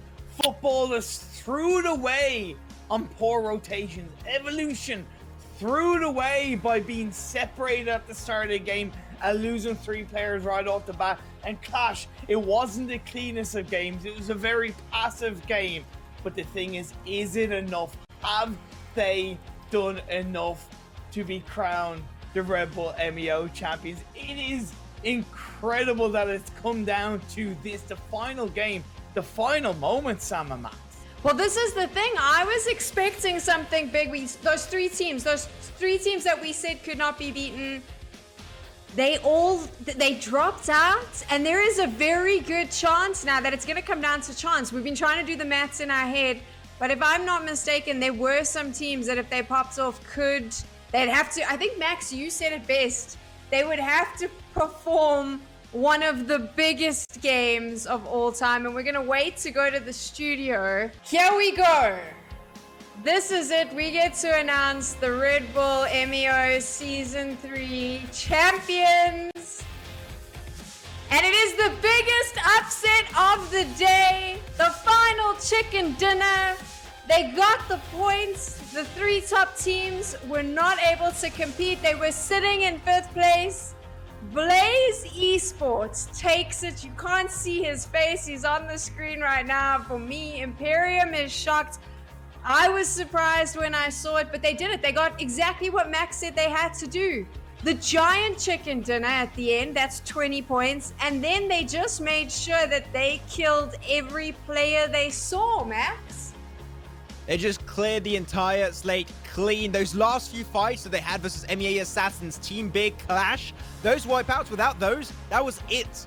Because they won themselves on top of it. It was 95 points, 5 points ahead of Clash in second. Literally, Clash able to survive just a few seconds longer and allowed MEA Assassins to die in another position, would have died actually in second. They could have potentially hoped to be in that number 1 position. But Blaze, they popped off when they really, really needed to. They did not have themselves a great string at the very start. They just improved over time. And thanks to that, they secured themselves the title of winner of the MEO West Finals Season 3. An insane showing, a big upset as you called it also, Sam. And you couldn't be any happier to see this team finally perform. And we said it, we are expecting these Turkish teams to come out on top. And they come out on top in big, big ways. Imperium has nothing left to say. His brain is fried.